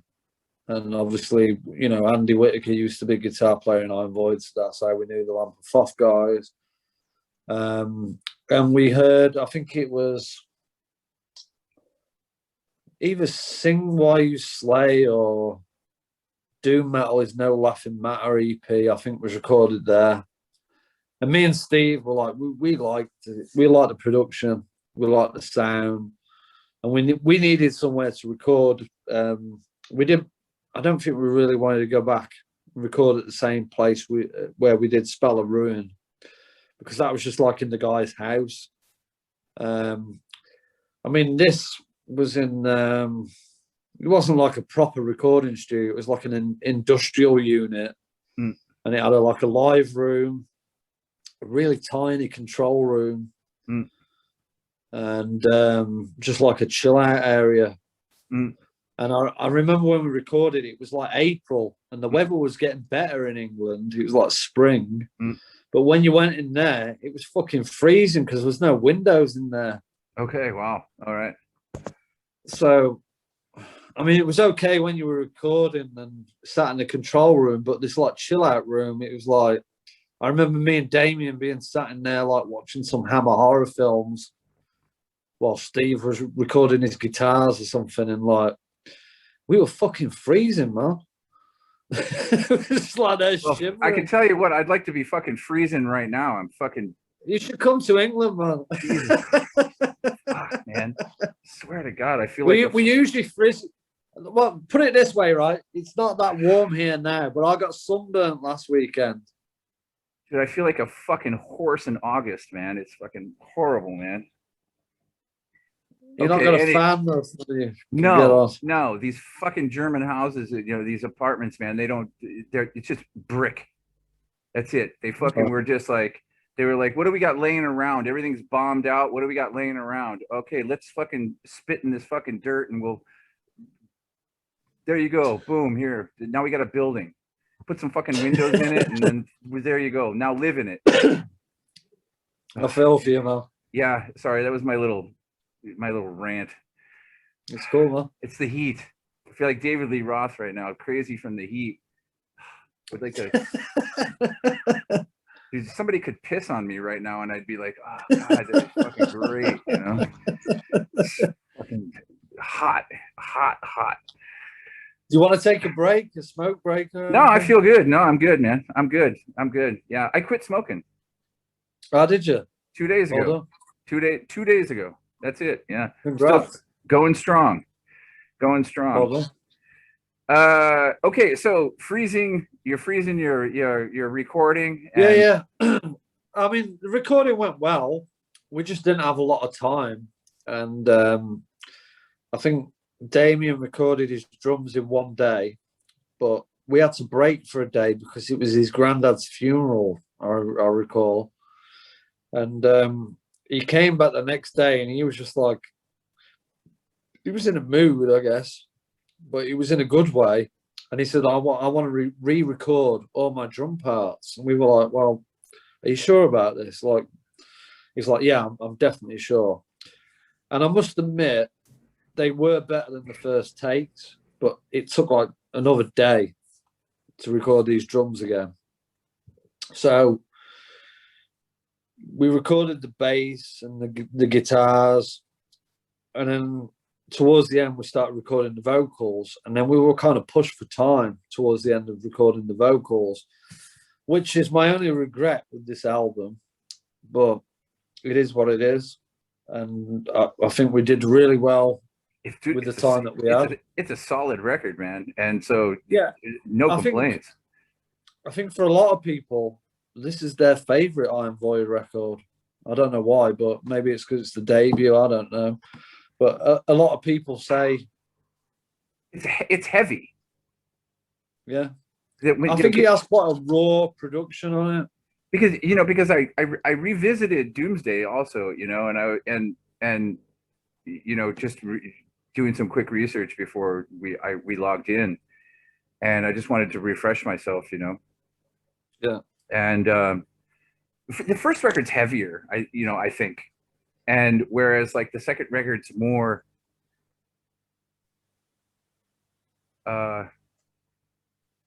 it's funny to say this, but I think the second record's more doomy. It is. Yeah.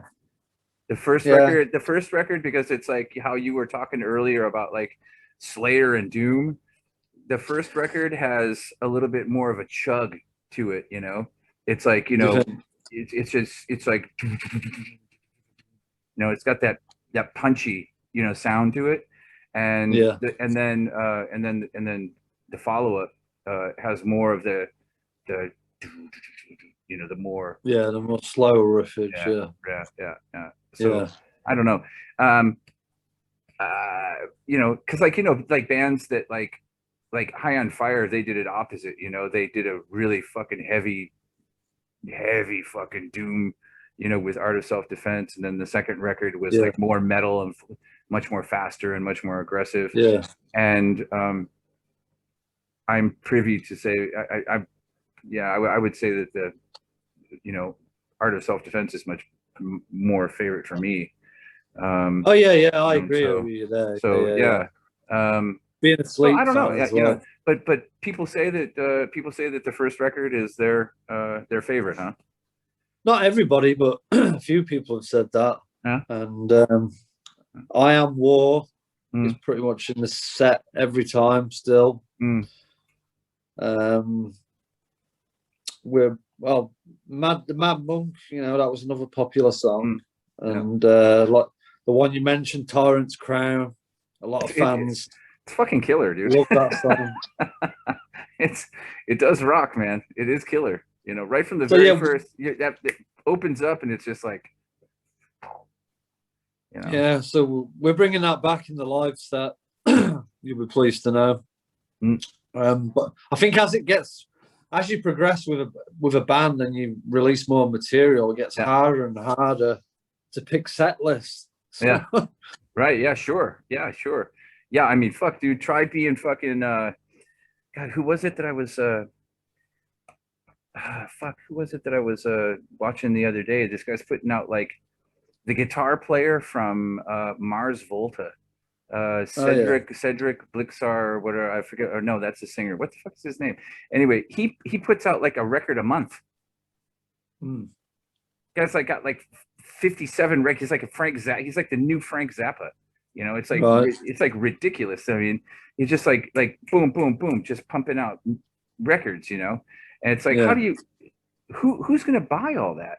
You know what I mean? It's like, but anyway, we're drifting.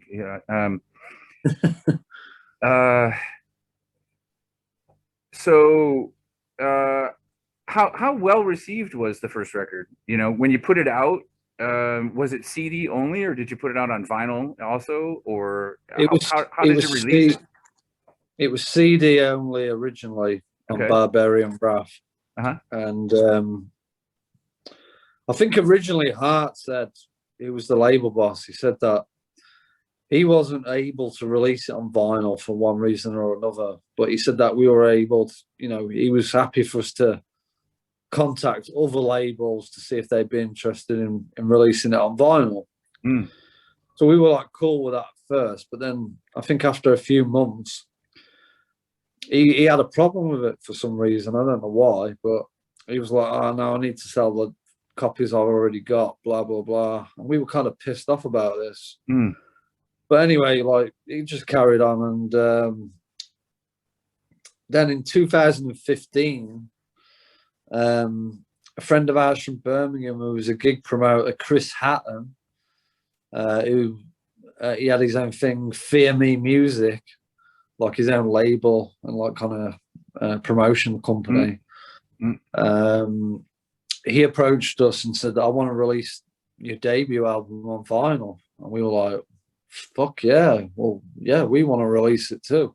Nice. And he was like, yeah, let's do it. So I think we asked Hart about it, and I don't think he was that impressed at first, but I think he begrudgingly agreed to it. I can't remember exactly, but finally, yeah, the year after it was released on vinyl, because we did get a lot of requests for it to be released on vinyl, so we were kind of glad that it did, but, you know, shame it wasn't on the same label. But I was very proud that it was on Fear Me Music, because they were, I don't think they're running anymore, but they're a Birmingham-based label. I'm from Birmingham. Nice. You know, Black Sabbath from Birmingham, Judas Priest, heavy metal's from Birmingham. So I'm very proud of something, you know, that was important to me personally. Yeah, that's cool, man. So then with the follow-up, Doomsday in 2015, did you guys stay with the same label, or did you guys move on from there? No, this is it. We kind of got pissed off with the situation with Barbarian Wrath. And Hart, I mean, R.I.P. He died a couple of years ago, unfortunately. We didn't really see eye to eye in terms of like what he wanted to do with like whatever he was offering us, and we wanted to like kind of like have a label that would release our shit on CD and vinyl, you know, all the formats. But that wasn't possible at the time, but we just thought, fuck it, we're just going to go release this ourselves. The debut album had quite a good splash in terms of like media attention, and you know, we played quite a few shows. So we're like, fuck it, we're going to release it ourselves. And we released Doomsday on Steve's label, Doomanoid Records. We only released it on CD again, like the debut, but it was well received on CD. And then basically Chris Hatton approached us again from Fear Me Music. He says, look, I'm happy to release this on vinyl. Now this time round, Doomsday was a much lengthier album. I think the debut was something like 47 minutes, and Doomsday was like an hour or just over an hour, which in terms of vinyl meant that it would have to be a double album, Right, rather right. than a single. Yep. But he was cool to do this, and it was like a gatefold thing, a gatefold sleeve, looked really fucking great. But yeah, obviously more costly to release a gatefold. But yeah, in 2015 we released it on CD on Doomanoid Records, and then I think 2016 it was released on Fear Me Music on vinyl, gatefold vinyl. But like I said earlier, Doomsday was a combination of newer songs and some of the older Iron Void songs, which were like kind of from the very earlier era, like 98 to 2000. And some of the old songs would have been The Answer Unknown, Colosseum. Colosseum was originally called Lord of the Sane Deprived, completely different title, different lyrics. Fire Nerve was one of the original songs, and King of Utopia, that was another one of them. And Upon the Mountain, some of the riffs from that were around from that kind of era. So I would say like the second half of the album is kind of all old Iron Void material. And the first half. Sorry, did you say the second half of the album? Yeah, the second half of the album. Okay, because you cut out there for just a second. So okay. Sorry. Yeah. Yeah, the second half of the album is kind of like the older Iron Void material. And the first half is like that. They were fresh songs at the time.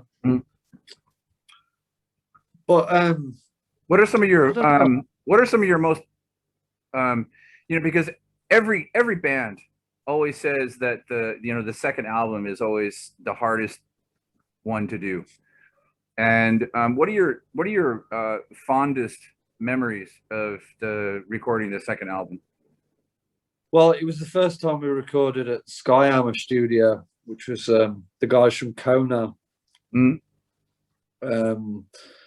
it was the first time we worked with Chris Fielding. We worked with him on the last 3 records now. He's been our engineer and producer. And yeah, this was the first time that we really kind of worked with a producer as well as such, which was Chris Fielding. And we took our ideas to the studio, but he kind of developed them and kind of improved on them, I would say. And this was the first time we really kind of pushed. I mean, the debut album we kind of pushed the dual vocal thing, because me and Steve both do backing we would take it in turns singing lead vocals, but we both do backing as well. And I think Doom's record where we really kind of started working on the dual vocal thing. So yeah, it was like I really enjoyed it. It was like we stayed at the studio as well. This is the first time when we did the debut album. We were driving to and from the studio every day, so it was like getting up early, late nights. You know what I mean? It was quite hard work. But this time, we were staying in a cottage at the studio, so we were a bit more focused, I think. Cool. Yeah, cool. All right, so then this brings this is a good segue into because this is the year basically that we hooked up, because you went on this tour and with Godis and I think it was like actually because it was 2014 when we did the tour with Gotis. Because you guys did the tour in 2014, but it was like the Doomsday came, but then the Doom Festival, and then you guys were looking for because I think that they were out. I don't know if they were out promoting or if this was maybe like a second or third tour for the first Godis record. I don't know, but I like I was in a record store and I was just flipping through crate digging, and then I saw this record with this little little goat baby on the on the cover, and it just reminded me of that Born Again cover. Yeah, And I yeah, was it's like, reminiscent of that. Yeah, and I was yeah, like, this has got to be good, because yeah, I didn't know who Goatus was.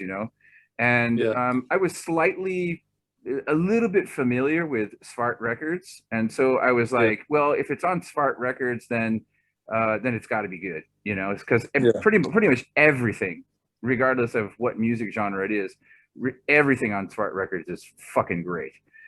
yeah. And I so agree. I was like, okay. And it was in the discount bin. Sorry, Cretus, but yep, it was in the discount bin.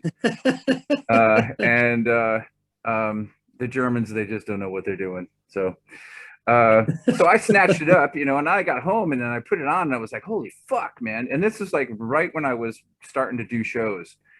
And Yeah, I had already had like maybe 4 or 5 shows under my belt. And so people started, they knew who I was. And I wrote him, and and then something like 6 months later, I got an email, and he was like, "Oh, hey, I just read your email, and yeah. That sounds like a. yeah." And so because I totally forgot about it. I was like, he's never gonna write me back. It's like I'm just, because I did a little bit of research about Goatus, and I was like, oh wow, yeah, okay, fucking, he's from that band and this, and okay, oh yeah, he did that Saint Vitus record, COD. Oh shit, yeah, he's never Yeah, gonna write me back. And but lo and behold, he did not have the rock star virus, and he actually wrote me back. And so then we connected, and he came out and did that show, and then I think I had him back. Then I had him back again for the Goatus 2 record. And I yeah, think that might have been when we like 2016, yeah, end of 2006, maybe end of 2015, 2000, beginning yeah, of 2016, I think maybe is when we kind of got, because because that's I think right when we hooked up on social media was when I went into my downward spiral. When I when I ended up splitting up with my ex, and then I went into that fucking horrible depression for almost, what, 5 years, I guess it was.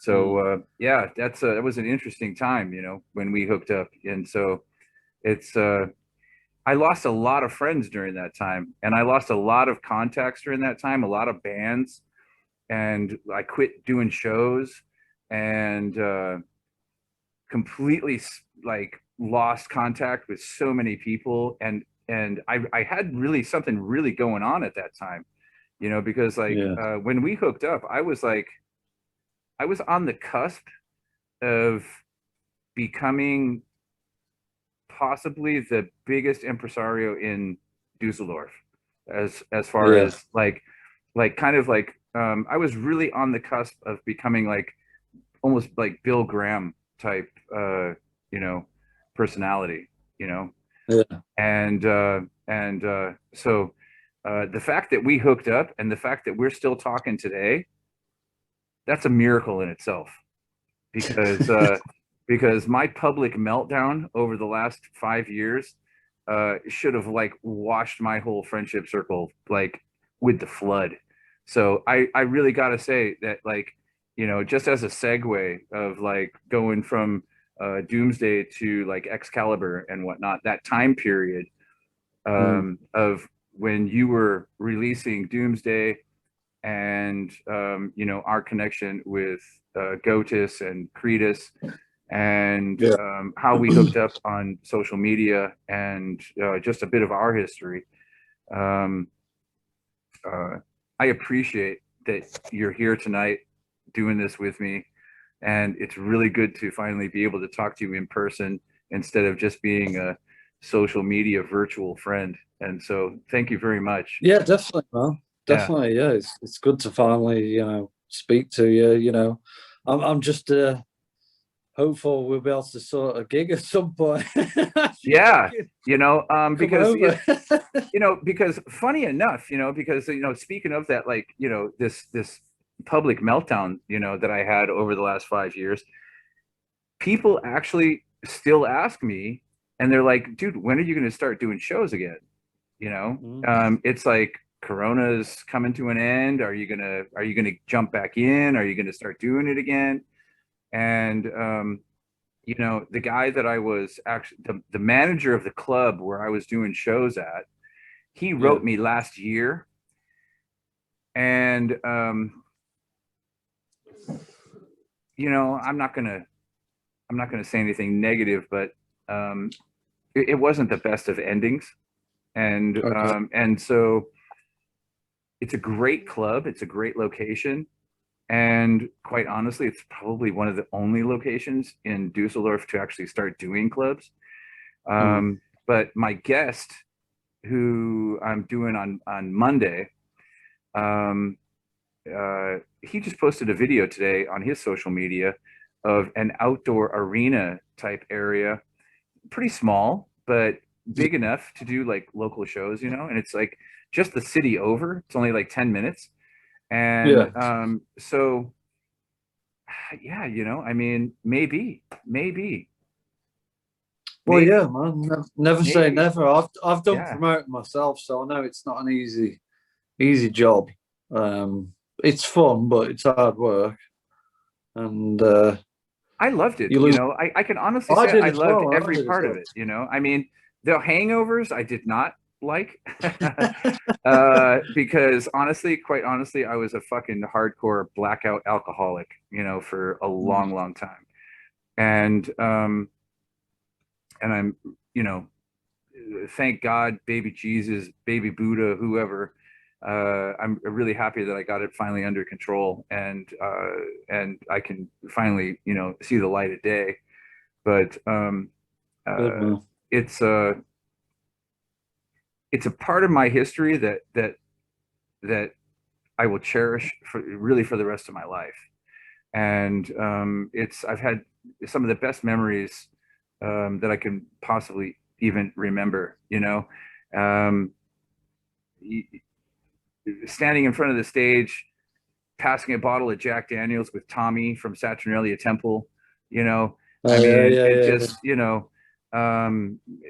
sharing tears with Cretus. It's there's so many things. Looking over, and my friend is during the we had Jucifer here, oh, yeah, and yeah. fucking they're just going ape shit on stage. I'm literally like, he's going so ape shit on the drums that I'm literally having to go outside and get uh, uh, square stones from the walkway. Yeah. I had to pull them out of the fucking sidewalk, and because I didn't have anything heavy, and so I had to go outside of the club while they're playing and pull these like stones out of the walkway so that I could To put them stop on the this. bass drum. Yeah, to stop the bass drum from falling over, and to stop the cymbals from falling over. Yeah. And I looked over at my friend, and my friend Eagles, and I look over at him, and he just looks over at me, and he's got fucking tears pouring down his face. He was so in ecstatic joy Yeah. that, like, and some of the best times of my life. And Yeah, so man. you know Absolutely. Yeah, yeah. yeah, You so if can't I buy if that shit, can you? yeah, if I do it, man, I'll definitely have you guys out here. If you guys do a European tour, and then I'd be happy to set you guys up. Mi casa, su casa. No, that sounds great, man. I think at the moment with kind of our job responsibilities, we can come out, but it's like we're weekend warriors at the moment. Yeah, Um, yeah, yeah. yeah. And I know people here too, it's still, and so it's like setting up gear and back lines and stuff like that. It's not too difficult. It's the biggest problem is burying the hatchet with the old manager from the club, and having to dig into that, and fucking pull all those emotions and all that shit out, and then bury the hatchet, shake hands and kiss and fuck and everything, it's it's a process that every fucking promoter and every club and every band they've all had to go through it, Yeah, man. So, I mean, if fucking Guns N' Roses can get together, fucking I can do it, right? Well, exactly, man. Yeah, Yeah. never say never. Right. Once in a lifetime. Yeah. So from the time that we hooked up and then you released Excalibur, what was going on? And then, like, I mean, I know what the influence of Excalibur was. Yeah. But you know, Yeah, you want me to explain to the audience? I don't think anybody would. I don't think anybody would actually figure that somebody would reference what the actual real influence was, and not just the sword. Well, well, there's a couple of things really. Yeah. Number one was the film. That's Excalibur. what I mean. That's what I mean, because it's a great fucking film, but it's one of my favorite films. It's one of my favorite. My son and I, we used to watch it like literally 4 times a week. Yeah. And when he was growing up as a kid, Yeah. And that's what it's I meant. An absolute cluster. Yeah. It's just it's fucking amazing. Yeah, it really is. There's a lot of cool films about King Arthur, but that is the best one ever. It's in my opinion too. Yeah. I'm a big Star Wars fan as well. Yeah. And Star Wars to me is kind of like a modern retelling of the Arthurian myths and legends, I guess. They've kind of tweaked little bits here and there, but it's pretty much the same story. It's the hero's journey. Yeah. But yeah, Excalibur, the film, was very influential. And the other thing that really kind of inspired me to write that album was I was on holiday in Devon with my ex-girlfriend. This is over a decade ago now. I can't even remember the year, but yeah, we were on holiday in Devon, and we were kind of like stuck for things to do for like days out and stuff. I was staying there with her and her daughter, and I was looking at the map, and I kind of realized that we weren't that far away from Tintagel. I remember my dad mentioning Tintagel, saying that he'd been there as a kid, and it was like a castle on the coast. It's in Cornwall, which is, Devon is like the neighbouring county to Cornwall. So it was within driving distance in a day. And yeah, as legend says, it was that King Arthur was born there. And I remember my dad telling me about it, and I was like, wow, I really want to go to this place. So I convinced my girlfriend to go, and I drove her and her daughter, and we went to Tintagel, and I was fucking blown away. Like, this place is like, I've been to a lot of places in the UK, and there's a lot of cool mystical places in the UK if you know where to go. But this place, it just fucking blew my mind. It was just so dramatic. On the coast. It's a ruined castle, but it's just like the location. It's just amazing. Just really breathtaking. And I left that place. I was like walking on the evening. I was just like in a daydream. I was like full of energy, full of like inspiration. And when I got back, I was like messaging Steve. I was like, man, we've got to write a song about the King Arthur legends. Well, I'm really inspired after being there today. I mean, I've been into this shit since I was a kid as well, obviously. My dad used to read like King Arthur stories to me when I was going to sleep as a kid. So it's been ingrained there since a very young age. And yeah, I kind of left very much influenced by it. And I was saying to Steve, we've got to do something. He was like, Steve initially was like, yeah, sounds great. Great idea.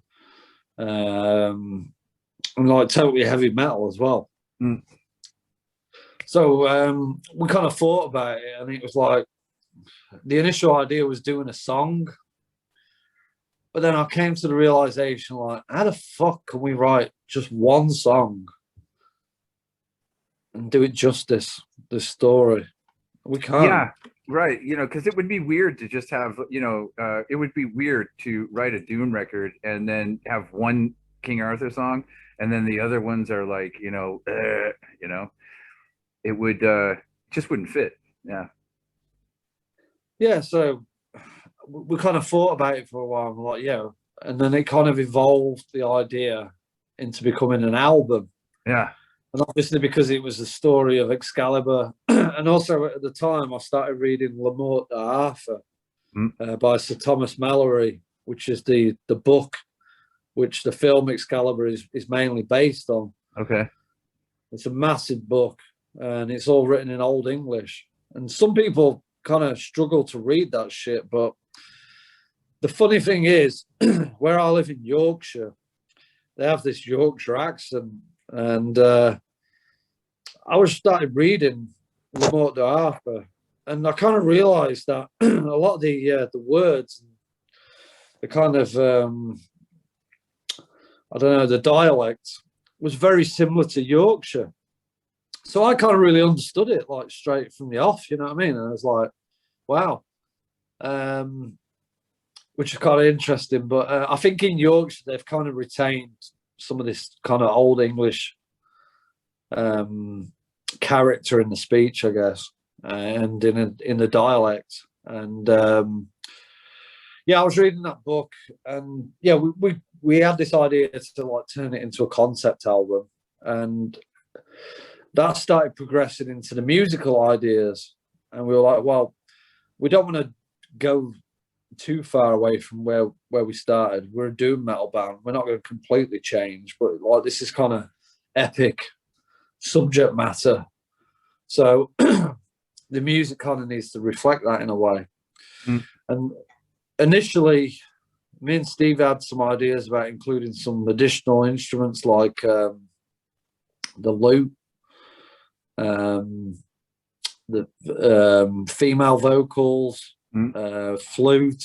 We're getting all these grandiose ideas, and Richie Blackmore is starting to channel his way through you. Yeah. Yeah, exactly. Yeah. But then we kind of thought about it a bit more. And we're like, hang on a minute, we're kind of drifting a bit too far away from where we started here. And we're a power trio. Like, we want to be able to replicate this stuff live. We don't want it to just be a studio record. Right.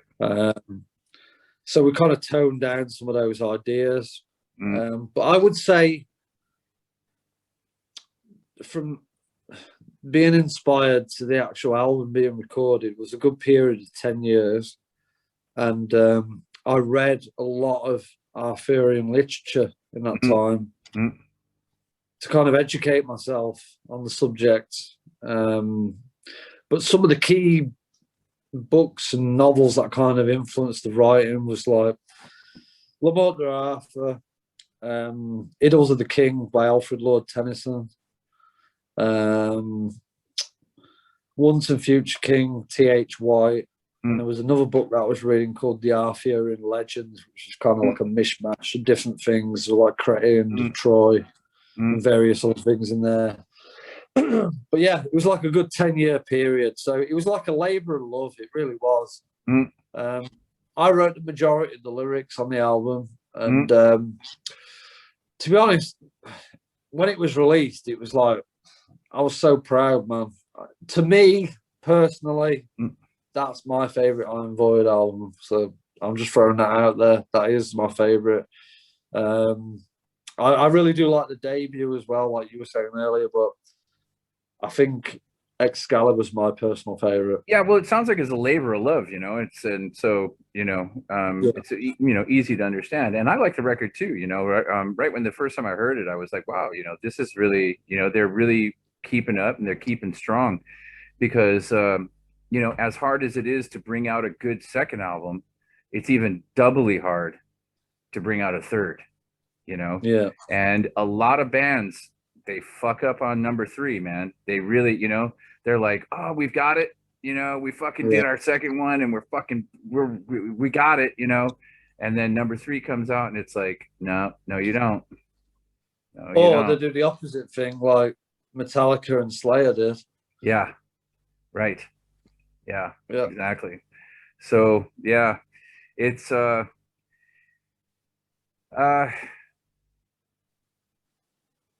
yeah, you know, I can understand, you know, where you would say, you know, because because it sounds to me from the story that you're telling though, is that the reason being that it is your favorite is because there just really is, there's a labor of love behind it. You know, it's something that you Yeah. enjoy, something you really Of course. appreciate. It's something that Yeah. you put time and energy into. And you know, and I always tell people that, you know, if you're ever going to be successful, do what you love to do, you know, Yeah. and, you know, quit doing what you hate. And, you know, funny enough, is like, you know, all these years that I've been telling people that, this guy, Dr. Jordan Peterson, he writes this psychology book. And one of his rules for life is don't do things you hate. Yeah. His name Just, rings a bell. you know, just quite simply, you know, just don't fucking do things that you hate. Do the things you Yeah. love. You know, Yeah, there's definitely. just no fucking point in it. You know, it's like Yeah. no matter if you're going to get money for it, if you fucking hate doing it, eventually the money's just never going to fucking fill the hole. You know, Yeah. and so you know, and that's the beautiful thing about labors of love. You know, is that it always turns out to be your favorite thing. You know, and that's Yeah. Absolutely, you man. know, yeah. Um, what how do the band members feel about it? You know. Well, Steve was completely into the idea. He loved the film as well. Hmm? He wasn't so keen on the literature, even though Yeah, he's but got to see, do. No, it's kind of ironic that I say this because Steve has got a degree in English literature, mm, and he's actually an English language teacher. That's his oh day wow, job. okay. Oh, that's like me. Okay. Yeah. So, but he was like, he didn't have the patience for Le Morte d'Arthur that I did. Mm. Yeah, Um, well, you know, it's that's what I said in the beginning. Like, you know, it's you know, it's not a book or a movie that most people would go, wow, I want to fucking I want to do something based on that. Because it's like the movie itself, the fan base are freaks enough. And yeah, so you know, it's really, you know, when you talk to people about the movie, it's like typically Dungeons and Dragons players, you know, that got like sets of 50 dice up on the shelf that nobody can touch. And yeah, you know, it's like, you know, yeah. they've I got a know the fucking time. sword on the wall, and you know, they got the DDT and fucking, you know, and they're like, you know, Excalibur. And you know, and then the book, you know, the reference, you know, to the book, reading that is difficult enough, you know. And so yeah, yeah. And the other member of the band, did you have to kind of, you know, twist a nipple to get him to go, or No, no, Richard. Yeah, this is the thing. There was the lineup change there. Damien, we parted ways with Damien after mm, Doomsday, mm, and Richard Moore came on board as the drummer, and mm, he recorded Excalibur with us. mm. But no, he was a very solid drummer. I think one of his favorite drummers was Vinny Appice. Oh yeah, well, yeah. Very, very solid drummer. Yeah, well, it's a no Heavy brain. as Yeah, well. no, it's a no brainer. Yeah, great Yeah, fucking drummer. Yeah. and I think it worked really well with the Excalibur album because, especially like the first track, Dragon's Breath, that's like really stripped back drums. Mm, Like the cymbal work is like very minimal. mm, Um, it's quite down tempo, but intentionally, you know, kind of sparse drums wise. mm. But yeah, he totally got it. And he was into the subject matter as well. Mm. And you know, we've all got a mutual love for bands like Manila Road. Yeah, cool. But I think with Excalibur as well, as well as like the doom influences, we were kind of like trying to channel some of like our influences, like pagan altar, Mm. and we love Sabbath, but I think on Excalibur there's more of like probably a more 80s Sabbath feel, like Dio era mixed Mm. in with like the Tony Martin stuff. Mm. Yeah, Um, yeah, it's definitely got a more rock feel to it, and so yeah, yeah, definitely, yeah. and a few people have said that Excalibur's like our most accessible sounding album, Mm. which at the time when we recorded it, it wasn't really like an intention, but Mm. I guess like it sounds quite polished Mm. compared to the other albums. I don't know, maybe the subject matter is a bit more palatable Mm. to people. It's less doomy, I guess. Mm. I don't know. There's a lot of doom in the King Arthur story, so I don't The know. whole It's kind of story, the whole story yeah, itself is a very doom. It's that that endless search for the Grail, and yeah. A doom it's love affair yeah, with it's a tragedy. Arthur and Guinevere, Yeah, and with Lancelot and Guinevere. You know what I mean? yeah, absolutely. Nobody's a winner. No, everybody goes insane or dies. Yeah, And so very true. so this is a perfect point for me to because you mentioned Star Wars. Yeah. So goes goes goes along quite nicely with the Dungeons and Dragons nerd Just thread. before we Yeah, start please. this, Yeah, do you mind if I just go and grab something and come back? go right I'll be ahead. like 2 seconds. No, go right ahead. Go right ahead.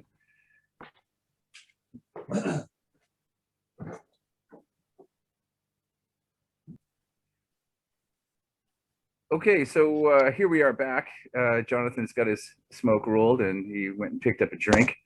So what we were talking about was you're a fan of Star Wars. So the next biggest question, obviously, is, well, maybe it's not the biggest question for everybody, but for me, since you did a concept album on Arthurian legend, uh, space, aliens, Um, well, we have already kind of touched on these subjects previously, but you never know. I mean, Upon the Mountain, the uh-huh, last track on Doomsday, uh-huh. that's actually based on the Epic of Gilgamesh. Okay, yeah, The Epic of Gilgamesh, for people who don't know, is like one of the oldest texts on the planet, basically. yeah, right. The angels coming down and what, yeah, Yeah. right, yeah, exactly, So exactly. the lyrics in that are based on that. And that's no small feat, like trying to fit 3 verses into like the Epic of Gilgamesh. Right. That was Yeah. quite Right. Yeah. Yeah. It's that's like quite trying a to task. condense the Quran. Yeah. Exactly. Yeah. Um, But yeah. there Because is this is a good segue because my curiosity is like, are you following at all American media with the UFOs? And yes and no. it's I've been quite fucking busy. I've been quite busy recently, but a few of my friends have been sharing videos. I've watched the videos, yeah. dude. But yeah, I'm interested in this subject, so yeah, please continue. This is like, in my opinion, this is as big as if Jesus Christ himself walked out of the fucking Great Pyramid with angels flying over, and he just walked across the fucking Nile and was like, "Here I am. It's all true. I'm the son of God. Fuck you. It's all true. You're all going Yeah, to hell. Fuck off. Boom, boom, boom, boom, boom. You're dead. You're dead. You're that dead." might be next. And this is like, in my opinion, this is like as big as the Pentagon has come out publicly and said, yes, all of these Air Force and Navy videos that have been released, they're real. They're not fake. Yeah, They've been filmed by military and we've been doing it for 70 years. Yeah. They came out straight out and said it. We've been doing it for 70 years. Yeah. And so this basically is like a fucking whole 360-degree 180. You know, it's a whole because for 70 years they've been trying to tell everybody, no, it's not real. It's fucking swamp gas. It's balloons. It's fucking Yeah. you know, It's a whatever conspiracy theory. conspiracy theories and everything else like that. And so just by this one statement, this vindicated hundreds, thousands of people that have had their Yeah. lives ruined, and they've been just like destroyed by, they've lost their friends, their family, they've lost their jobs, they've been like discounted as fucking lunatics and fucking Yeah. fringe society and like all this kind of shit like that. And in one swoop, it just vindicated thousands and thousands and thousands of people who have said, this shit's fucking real. I've seen this shit. And this guy, Jeremy Corbell, he did this documentary on, oh God, now I'm forgetting the dude's name, but the first guy who busted open the Area 51 story back in the 80s or some shit like that. And he did a documentary about this dude. And then it took a while. And then Joe Rogan, he got him on his podcast. And the guy was like, oh, you know, I really don't want to do it because I don't want people coming after me. And, you know, I don't want like any fame. I just want to live my life. And I just don't want, you know, any attraction at all. Yeah. And, but then Jeremy Corbell did this documentary, finally got the guy to go on Joe Rogan. And then the Joe Rogan podcast blew up, like just fucking blew up. And then Netflix, obviously Netflix had already put out the documentary on the Area 51 thing, and this dude, it bugs me that I can't remember the dude's name. Yeah. But then shortly after that, more shit started coming out, and then like this pilot by the name of Fravor, the last name is Fravor, and then that video came out of the pill and or it's called the Tic Tac or whatever. And this was and then they had the one that was moving without basically against gravity. It had like, you know, and so that was the second video that came out. And then there was a third video that came out where this object, it dropped like within into the water, you know, dropped and then it dropped to the water and then poof, and then fucking took off.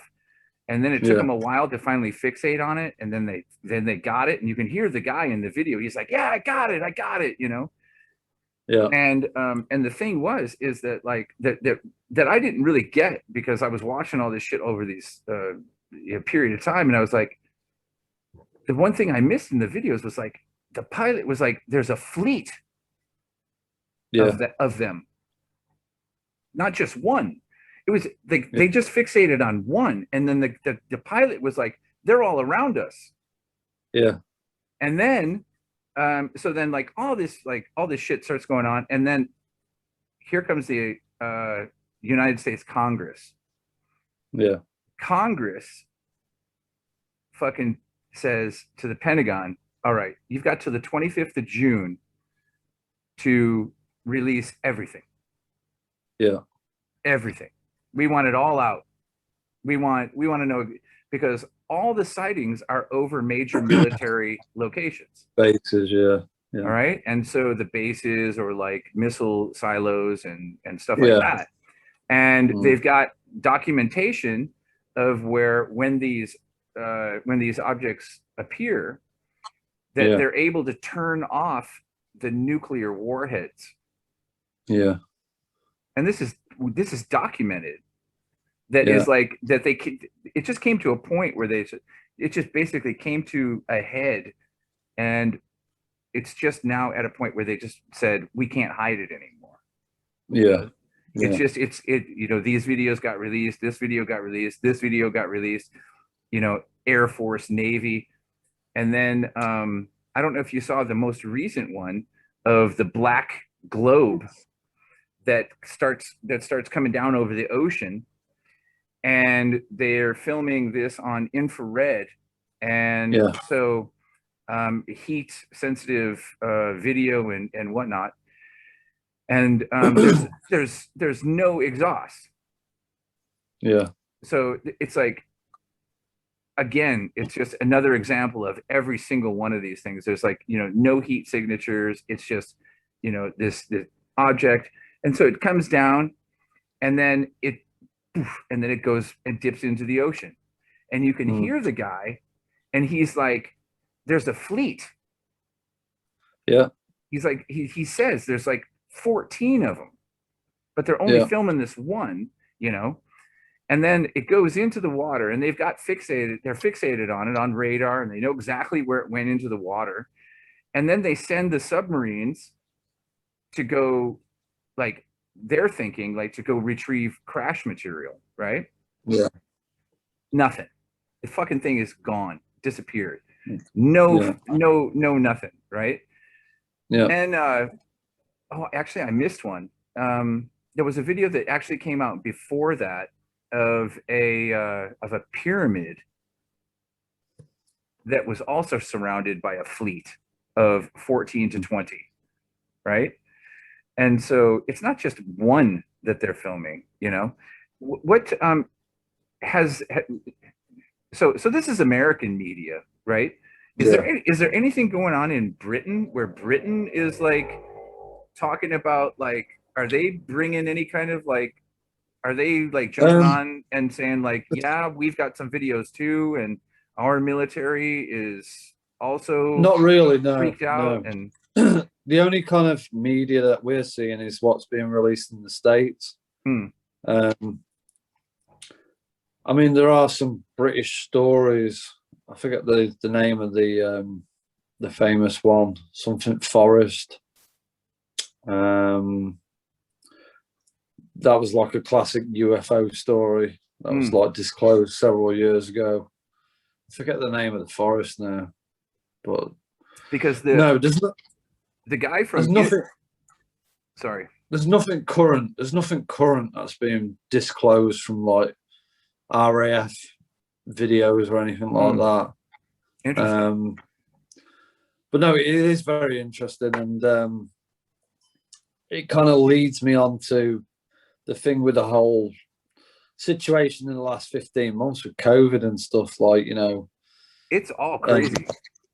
And conspiracy theories, before COVID, conspiracy theories, like, or people who were interested in conspiracy theories were just like, they were nerds or eccentrics. And now it's kind of like switched a bit, and like, if you're into conspiracy theories, like, you're a fucking public enemy in some people's eyes. And here in Germany, they've got a word for it, and because they have, like, the conspiracy theorists, but they also have this thing, what they're labeling people as alternative thinkers, and they call them querdenker. Yeah. Quer, my German's really querdenker, and this means alternative thinkers, right? Yeah. And they're blacklisted. Right. Like, I mean, like, literally, like, if you talk about this shit like open, people immediately are just like, fuck off. They're just like conspiracy theorists get labeled as Nazis, and it's just fucking crazy. To me personally, as like a progressive human being, if you like, I think kind of limiting your what the kind of information that you absorb and that things that you read, you want to keep an open mind to be progressive thinker, I guess. And if you it's all well and good reading what's in like the mainstream media and stuff, but I think you've got to keep an open mind about everything, and read as much as you can. Knowledge is power, as they say, and kind of keep your mind open to other possibilities. If you're not doing that, then you've got a closed mindset, which is like, that's not going to enable growth, is it? In your mind or your body or spirit. And to me, that just seems like the opposite of like the way I want to live my life. I want to keep an open mind and try and find out as much as possible. Like, that's part of being alive, to me, anyway. Yeah, another thing that I found really interesting too was that there was recently a guy who did a report, and I hate doing that too. The guy with the arms and the hair and and never being able to give a name. Should have been more prepared. But there was a guy that did a report and has come out and said that the sorry, just while you're on that, I remember the name of that forest, the British story, Rendlesham Forest. Oh, there you go. There you go. Yeah. Nice. It's there somewhere. Right. Yeah. See, that's what, smoking, it brings, it loosens the brain a little bit. Yeah. This I don't know if it was like special forces or like some kind of CIA type division in Israel. But this guy who was the head of this particular department, I don't know if it was some kind of special forces or some kind of CIA division or some sort, but he's retired now and he's like 85. And so he was like, you know what, fuck it, I'm just going to tell everybody, Yeah. Oh, yeah. I heard about this guy. Yeah. And he came out and was like, there's a fucking intergalactic federation. Yeah. He's like, listen, just before Trump left office, one of the big reasons that he put the Space Force into effect was that he was going to declassify and let everybody know that this intergalactic federation exists. And this is where it starts going fucking fringe, And it's like, and it's like, before I heard the Pentagon actually say, no, they're real. We've been doing this for 70 years and we've been watching it for 70 years. All of a sudden, that dude from Israel didn't sound so crazy to me. Yeah. All of a sudden it was just like, you know what? If I was 85 years old and I was ready to retire and I had nothing to fucking lose. Well, yeah, he's got nothing to lose, has he? It's like, why the fuck not? Why, and the thing to me as well is like, UFOs and all that, it's been branded a conspiracy theory for years. And now, like you say, there's been an official announcement. Yeah. Which kind of changes things. And like now it isn't a conspiracy theory, it's real. Yeah. So, other things that are conspiracy theories, you don't know if they're real or not. You just got to keep an open mind about it.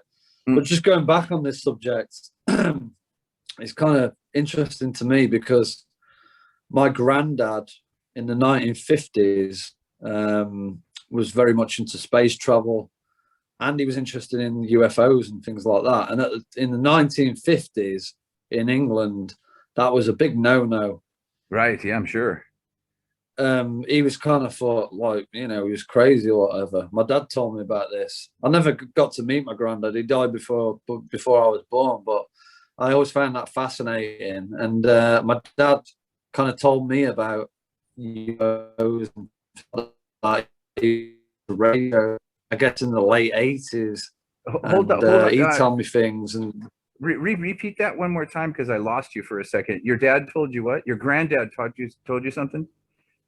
Yeah. Basically, my dad, I guess it was the late 80s, he was listening to radio shows, and he started telling me about UFOs and things. Like late 80s, I guess I was like, I was nearly 10 years old, and that kind of like started piquing my interest in it. And obviously, from an earlier age, I was into Star Wars, and so that kind of tied in with that.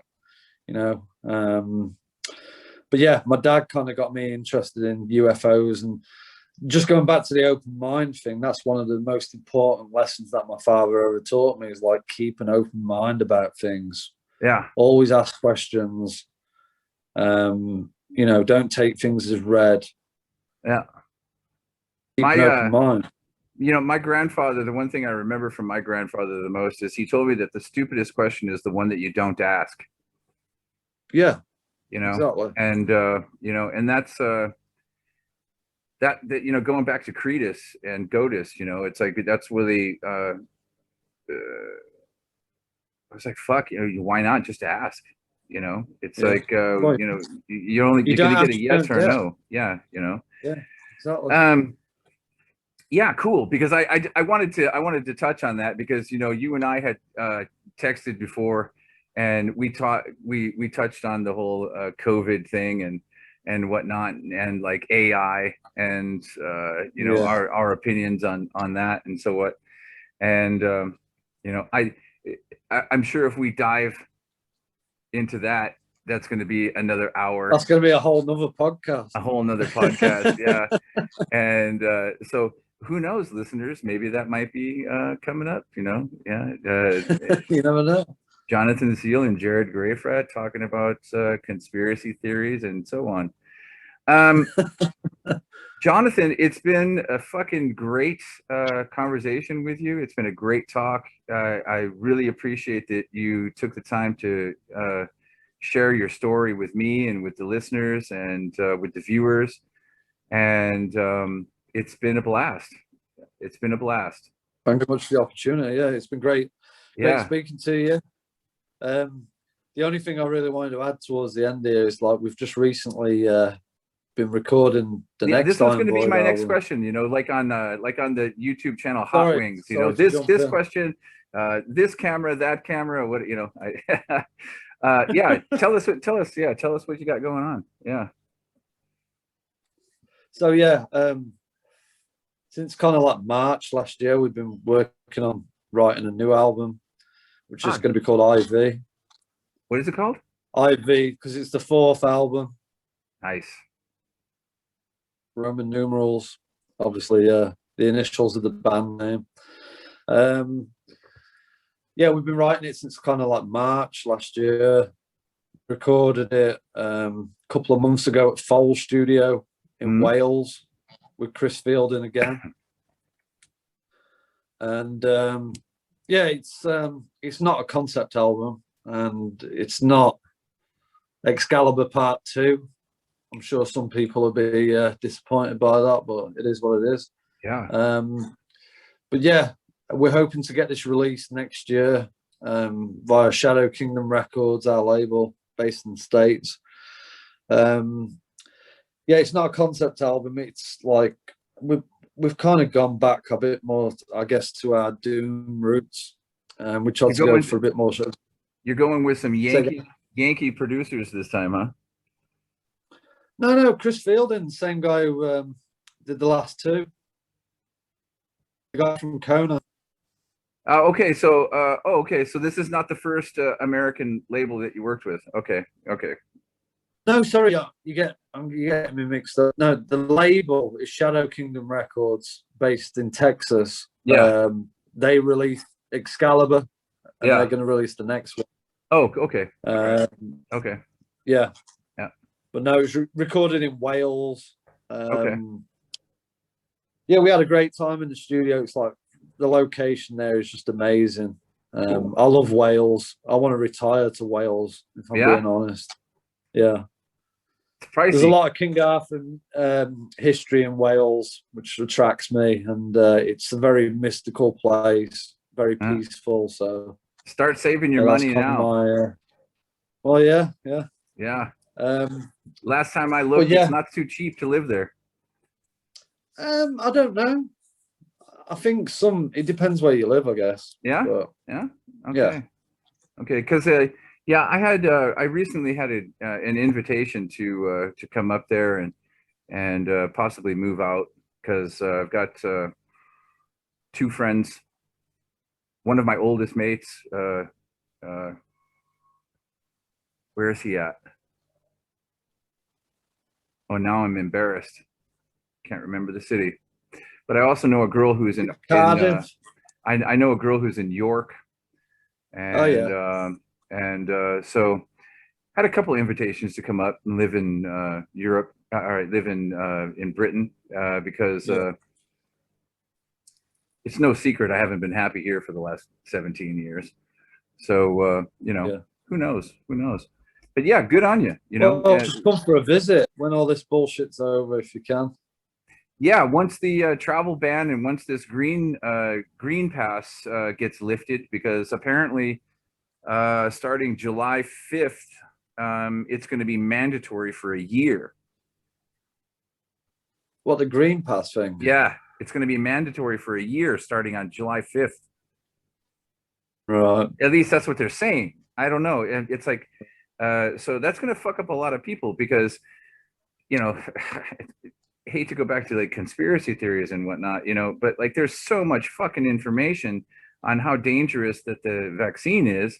And like nobody's paying attention to this information. Nobody's paying attention to the doctors, and everybody's getting, you know, yeah, I don't know. It's that's a whole nother podcast.